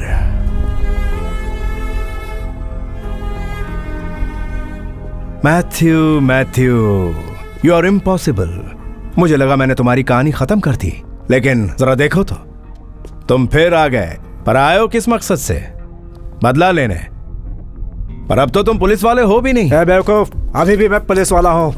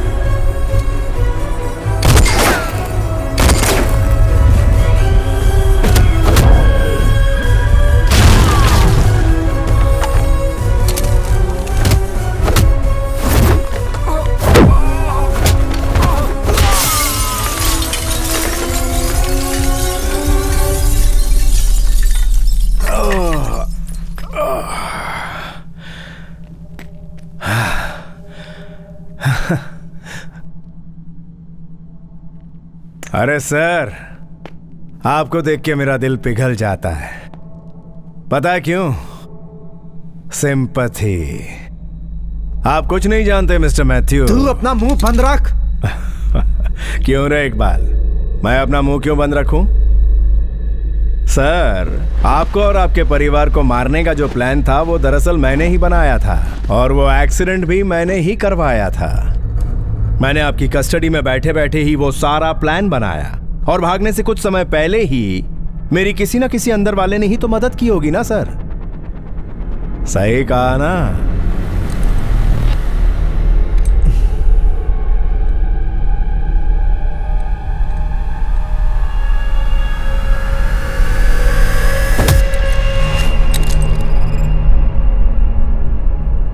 इकबाल? जी हाँ सर, मैंने ही इसकी मदद की थी। आपको तो पता ही है, मेरी बेटी की सबसे बड़ी इच्छा मेडिकल कॉलेज में एडमिशन लेना था। जिंदगी में कभी मैंने 1 रुपया तक रिश्वत नहीं ली सर, तो इतने बड़े कॉलेज में डोनेशन कहाँ से दे पाता। जब मैंने अपनी बेटी के बारे में सोचा तो मैं अपने आदर्श भूल गया सर। बेटी के भविष्य के लिए मैंने इसके साथ हाथ मिला लिया।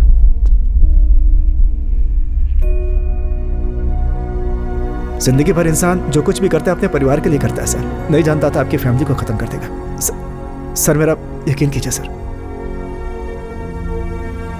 इसे मेरे हवाले कर दीजिए। मैं इसे जिंदा नहीं छोड़ूंगा सर, मैं जिम्मेदारी लेता हूं।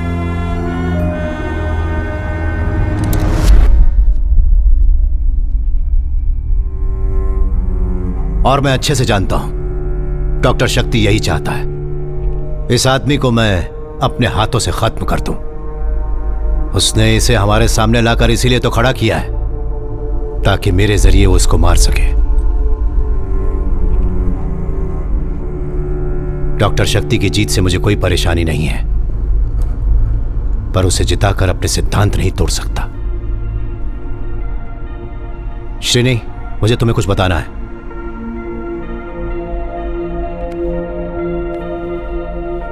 इकबाल सर, पुलिस को सरेंडर कर दो।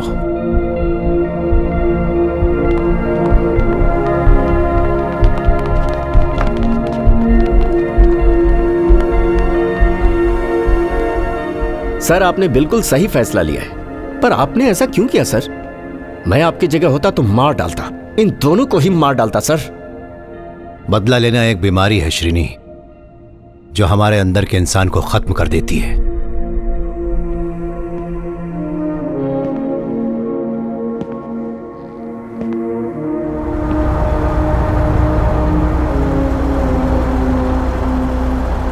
मेरा सफर जो उस वक्त रुक गया था वो अब शुरू होगा। नीलिमा का सपना पूरा होने तक मुझे कितनी दूर जाना होगा और कितने दिनों तक पता नहीं।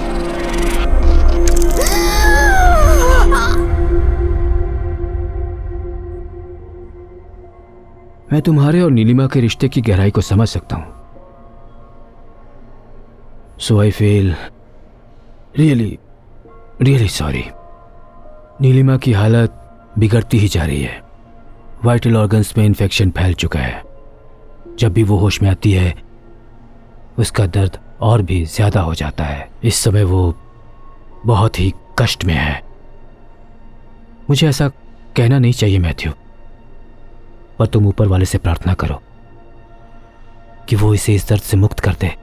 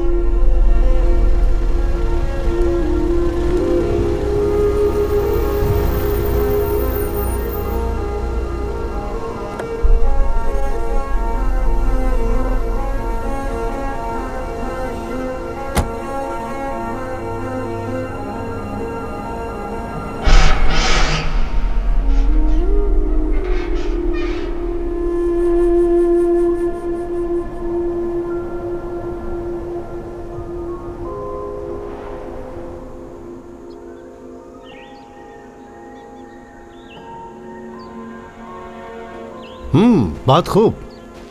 मैं तुम्हें सलाम करता हूँ। तुमने अकेले ही ये जगह ढूंढी और इसे रजिस्टर भी करवा लिया, और इसकी खूबसूरती दिखाने मुझे यहाँ ले आई। तुम वाकई कमाल होनी लीना। तो इस बात का एहसास तुम्हें अब हो रहा है? देखो, मेरी सारी सेविंग्स खत्म हो चुकी हैं। अब से तुम्हें मेरा साथ देना होगा। हम अपनी फैमिली प्रॉपर्टी बेच देंगे, फिक्र मत करो। मुझे सच बताओ, इस स्कूल से तुम्हें कोई तकलीफ तो नहीं हो रही ना? क्यों? गरीबों की मदद करना पुण्य का काम है, और अब जब मालू का कैरियर सेट हो चुका है तो जमीन जायदाद का क्या करेंगे?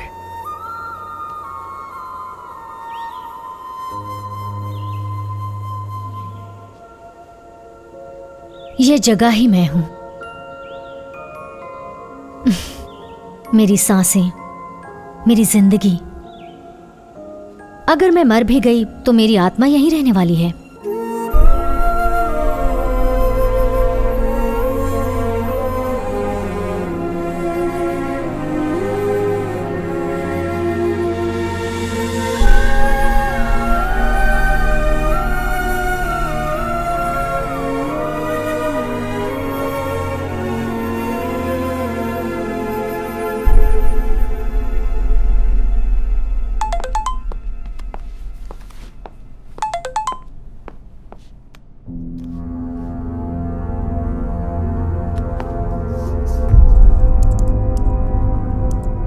ये मैंने थारकंस मेडिसिटी की कार पार्किंग की सीसीटीवी फुटेज में देखा। हमारे डीजी की प्राइवेट कार 12 जुलाई को वहां पर आई थी। वो वहां खालिद मुस्तफ़ा नाम के आदमी से मिलने गए थे। वो एक सोशल एक्टिविस्ट था जो कुमार के एक बड़े मॉल प्रोजेक्ट के खिलाफ कोर्ट से स्टे ऑर्डर ले आया था। किसी और ने बात की थी? 12 जुलाई को कुमार के साथ डीजी भी उसके कमरे में गए थे। इसका चीफ ऑफिसर हूँ, मतलब डीजीपी। पहचाना मुझे? मैं यहाँ आपसे एक बहुत ही जरूरी बात करने आया हूँ मिस्टर खालिद। ये जो कुमार है ना, मेरे दिल के बहुत करीब है। ये जो शॉपिंग मॉल बनाने वाला है, आप उसके खिलाफ स्टे ऑर्डर लेकर आए, उसे वापस ले लीजिए आप। डीजी और कुमार के बीच की एक गहरी दोस्ती मुझे कुछ अजीब लगी। नहीं, मैं नहीं लूंगा सर। तुम मना नहीं कर सकते, वापस लो। 2 दिन के बाद कुमार खुद कुछ कागजात लेकर आएगा, उन सभी पर साइन कर देना। ये इलाज तुम्हारी उम्र बढ़ाने के लिए हो रहा है ना, कहीं अचानक घट ना जाए। चलो कुमार, चलो। डीजी और कुमार की धमकी वाली बात खालिद ने डॉक्टर शक्ति को जरूर बताई होगी, क्योंकि वो उसके बहुत करीब था। किसी डरने वाला नहीं हूँ।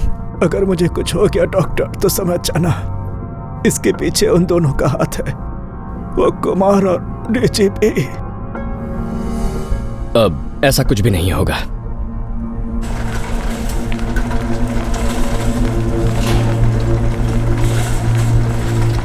डिस्चार्ज होने के ठीक 2 दिन बाद शक्ति की आंखों के सामने खालिद की लाश पड़ी हुई थी।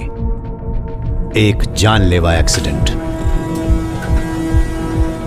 हर्षिता, डीजी की जान खतरे में है। अगला टारगेट वही होंगे।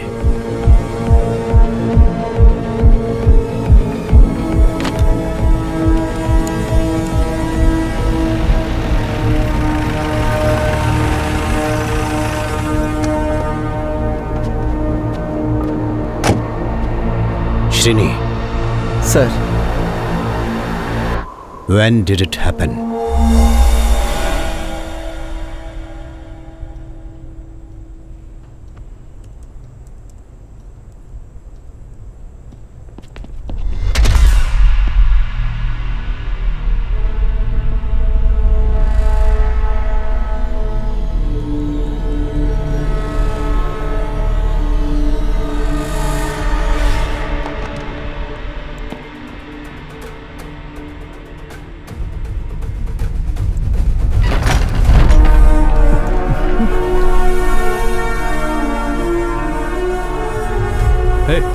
कौन हो तुम?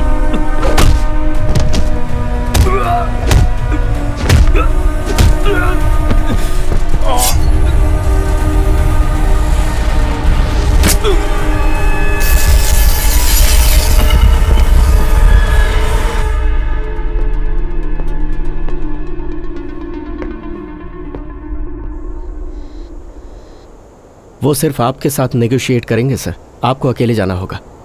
बिना हथियार के। ये बात मेरी समझ से परे है कि डॉक्टर शक्ति को आपसे इतना लगाव क्यों है।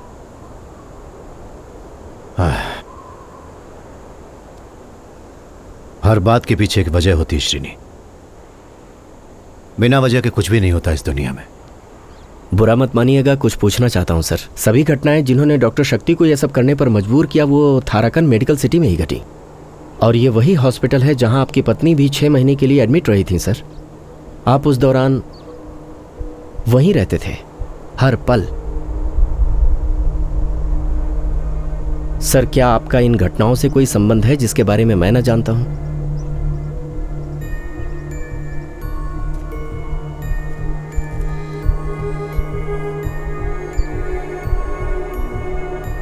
Nothing is white, nothing is black. Everything is grey.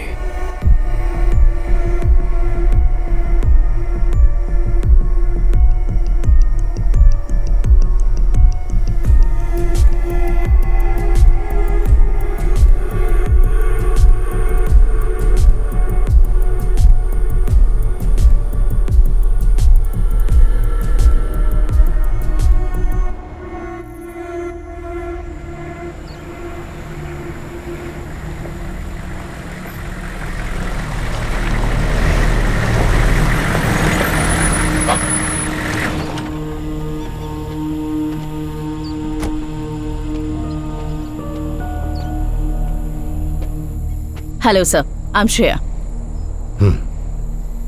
Sir, आपको डॉक्टर शक्ति से मिलने से पहले एक शर्त माननी होगी। आपको बेहोश किया जाएगा। आप 1 घंटे के लिए नींद में होंगे।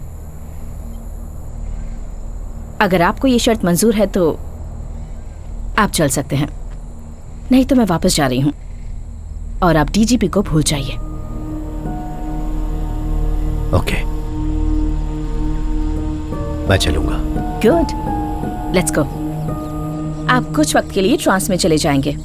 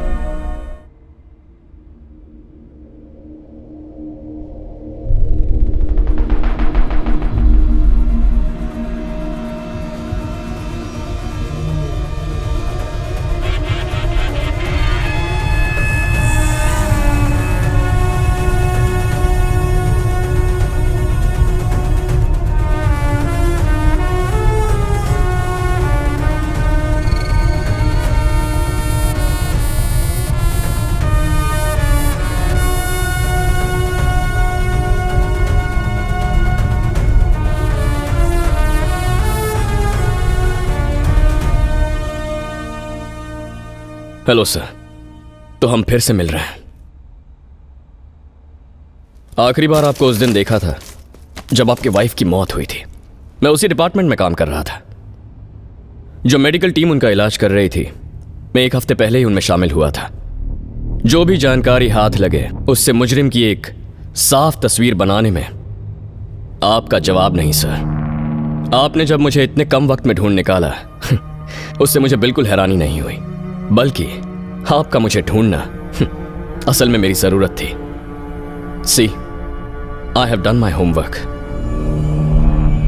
सिर्फ मेरे लिए ही नहीं, बल्कि आज तक तुमने जितने भी विक्टिम्स का खून किया है सभी के लिए अच्छे से होमवर्क किया था डॉक्टर। विक्टिम्स मतलब पीड़ित? उनमें से कोई भी विक्टिम नहीं था सर, सबके सब शिकारी थे। उन शिकारियों ने जिन्हें नुकसान पहुंचाया वो पीड़ित थे। और तुम डॉक्टर पीड़ित हो या शिकारी?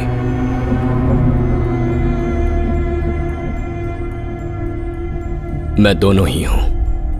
हम सभी में दोनों बसे होते हैं, एक ही पल में पीड़ित, दूसरे में शिकारी।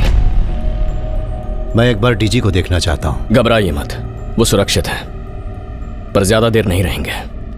आप पूरी पुलिस फोर्स में सबसे सही इंसान थे नौकरी छोड़ने तक। एक तरह से आप कानून का प्रतीक हैं। तो आज आपको साक्षी मानकर मैं उस स्टेट पुलिस चीफ को सजा दूंगा, उसने किए हुए घिनौने जुर्म के लिए।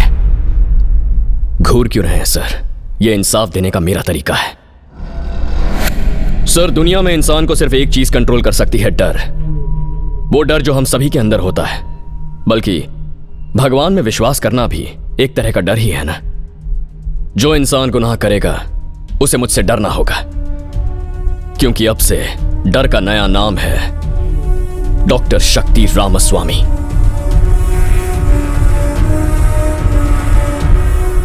जिंदगी का हर सुख छोड़कर इस विश्वास के साथ कि तुम जो कुछ भी कर रहे हो समाज की भलाई के लिए कर रहे हो। डॉक्टर श्रेया तुम्हारे इस जुर्म में तुम्हारे साथ खड़ी हुई है। वो तुम्हारे साथ प्यार की वजह से या इसी डर की वजह से? डर से भयानक चीज इस दुनिया में कुछ भी नहीं होती। सही है ना डॉक्टर?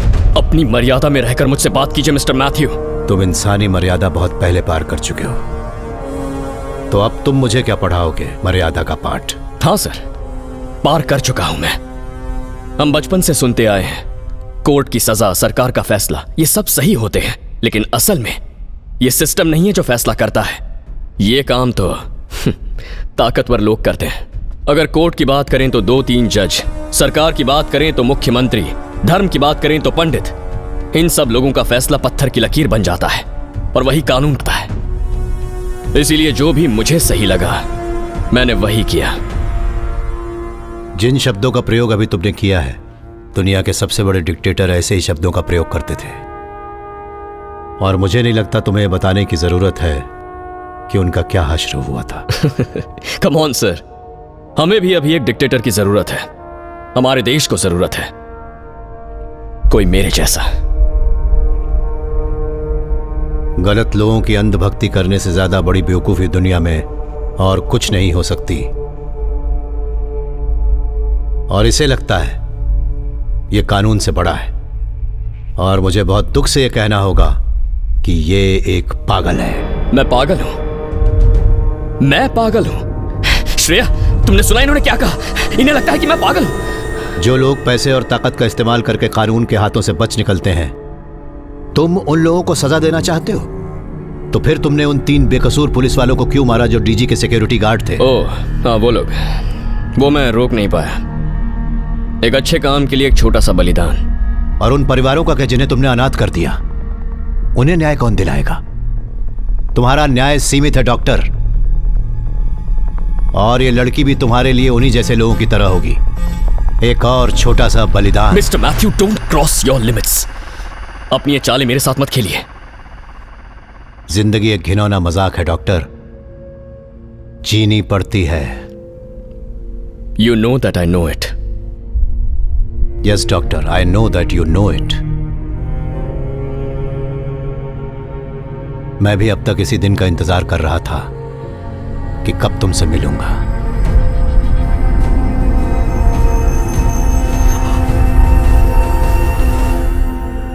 पर तुम ऊपर वाले से प्रार्थना करो कि वो इसे इस दर्द से मुक्त कर दे। अब और नहीं, मुझसे ये दर्द सहन नहीं होता।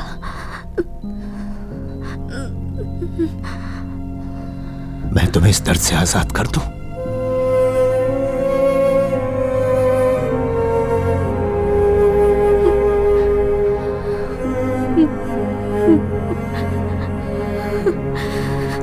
जिंदगी में मैंने कभी भी किसी से इतना प्यार नहीं किया।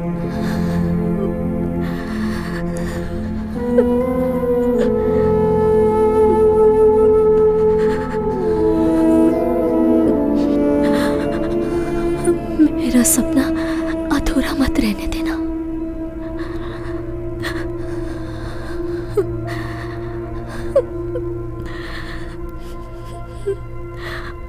वादा करो कि वो स्कूल बनवाओगे।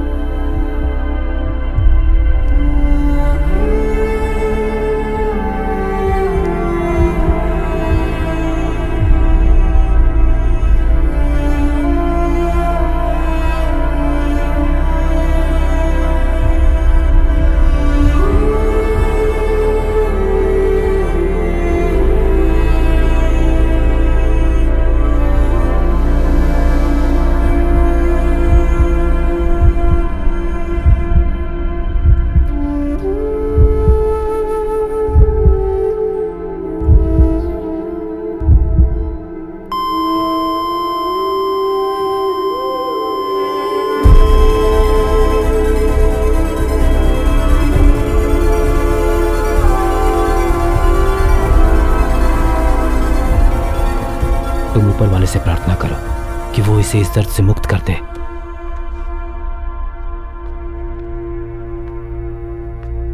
आपकी पत्नी की मौत के बाद मुझे एहसास हुआ कि आपका फैसला सही था। अगर सोचा जाए तो आपने भी वही किया जो इंसाफ था। आप बिल्कुल मेरे जैसे हैं, इसीलिए मैंने सारे सबूत मिटा दिए।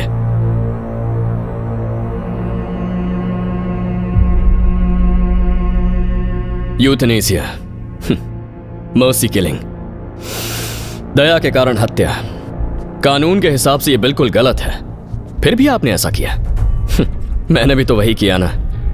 वो मुजरिम जिन्हें हमारा कानून सजा ना दे पाया, वो दरिंदे जो मौत की सजा के लायक थे, मैंने उन्हें मारा।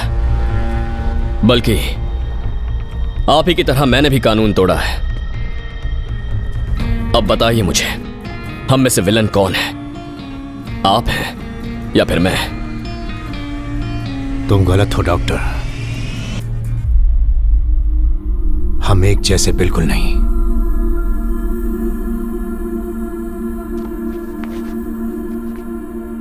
बिना कुछ महसूस किए, बिना एक भी मिनट पलक झपकाए मेरी पत्नी वहां जिंदा लाश बनकर पड़ी थी। और थोड़े वक्त के लिए जब भी उसे होश आता, तुम भी जानते हो कि वो किस दर्द से गुजर रही थी। उस दर्द में भी वो मुझसे पूछती रहती कि हमारी बेटी कैसी है। उसे मालूम था कि वो उसे फिर कभी नहीं देख पाएगी, फिर भी वो पूछती ही रहती। और जब मैंने पूछा कि क्या मैं तुम्हें इस दर्द से आजाद कर दूं, वो मेरी तरफ देखकर मुस्कुराने लगी। उसकी आंखें बंद हो रही थी, सांस भी नहीं चल रही थी। मैं वहां खड़ा देखता रहा और तब मुझे एहसास हुआ कि दरअसल प्यार की आखिरी मंजिल मौत होती है। I killed her out of love. You kill people out of hate. हम दोनों एक दूसरे से बिल्कुल अलग हैं डॉक्टर। बस बहुत हुआ मिस्टर मैथ्यू मंजूरन। मैं आपको यहां जिस लिए लेकर आया हूं वो होकर रहेगा। अब बैठ जाइए। श्रेया, नजर रखो।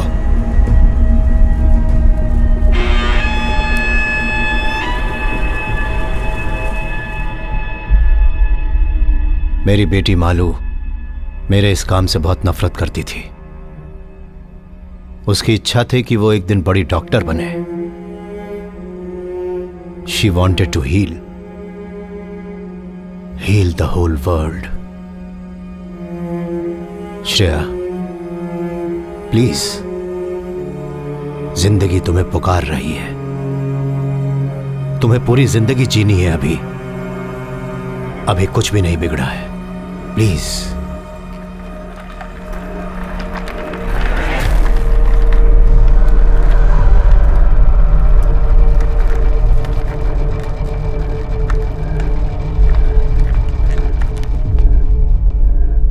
इस आदमी का काम था आम लोगों की जान की रक्षा करना, उनके अधिकारों की रक्षा करना, पर इसने ऐसा नहीं किया। एक बहुत ही नेक इंसान था जिसका नाम था खालिद मुस्तफा। इसने मारा उसे। नहीं मैथ्यू, नहीं। उसकी मौत एक राज बनकर रह गई। केस फाइल करने वाला भी कोई नहीं था। कम से कम तुम तो मेरा यकीन करो। जब मुझे लगा मेरा बड़ा नुकसान होने वाला है तो हॉस्पिटल जाकर मैंने खालिद को मार डालने की धमकी दी थी, लेकिन उसकी मौत से मेरा कोई लेना देना नहीं है। वो एक्सीडेंट असली था। मैं सच बोल रहा हूं। मेरा यकीन करो बातियों, प्लीज। पर मुझे तुम पर यकीन नहीं। डॉक्टर, मुझे गुस्सा मत दिलाओ मिस्टर। प्लीज। मैंने कहा मुझे गुस्सा मत दिलाओ।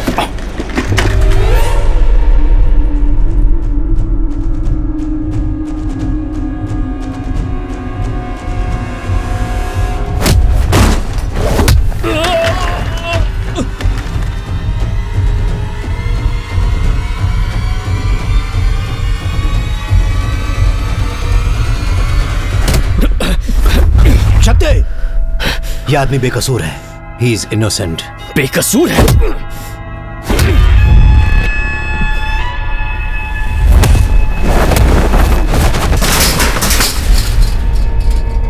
डॉक्टर, प्लीज मेरी बात सुनो।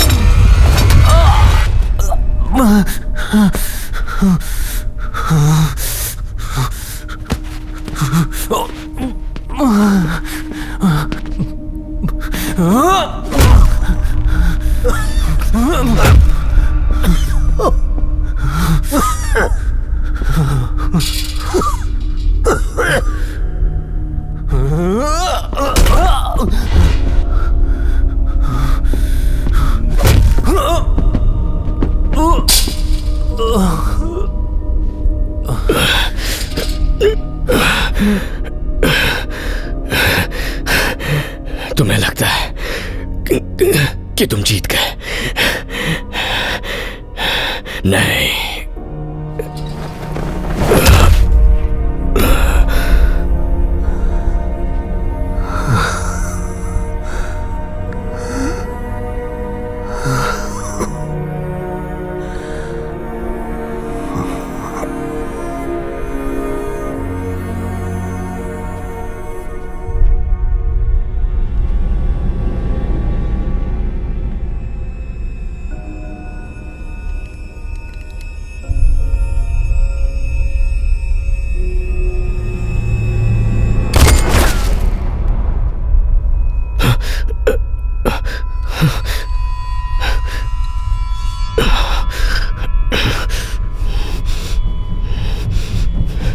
श्रेया,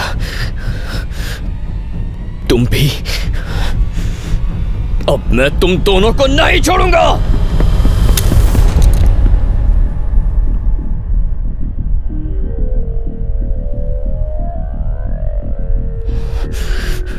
शूट मी, शूट मी।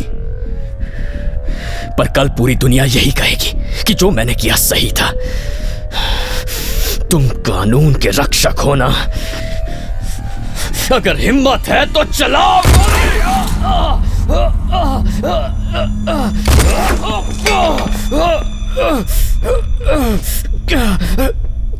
कैसे इंसान हैं आप sir?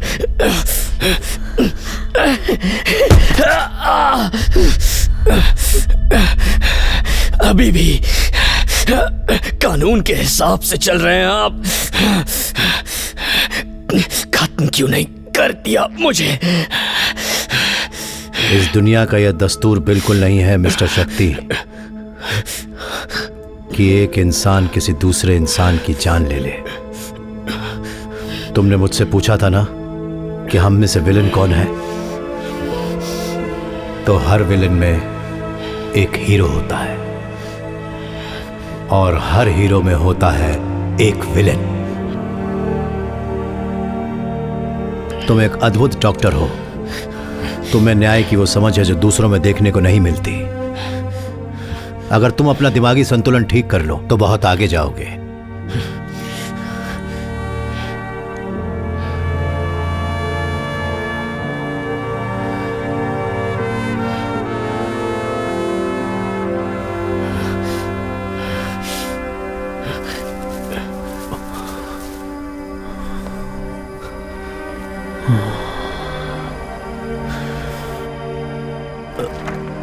I am sorry Matthew, मेरी गलतियों के लिए माफ कर दो।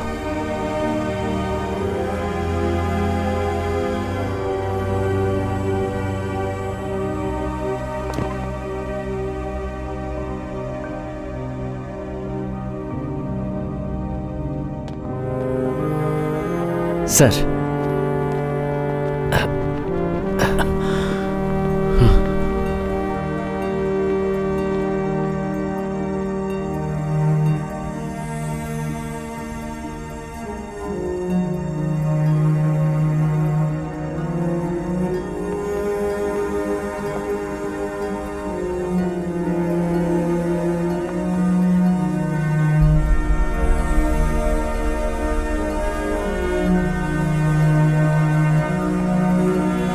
सर आप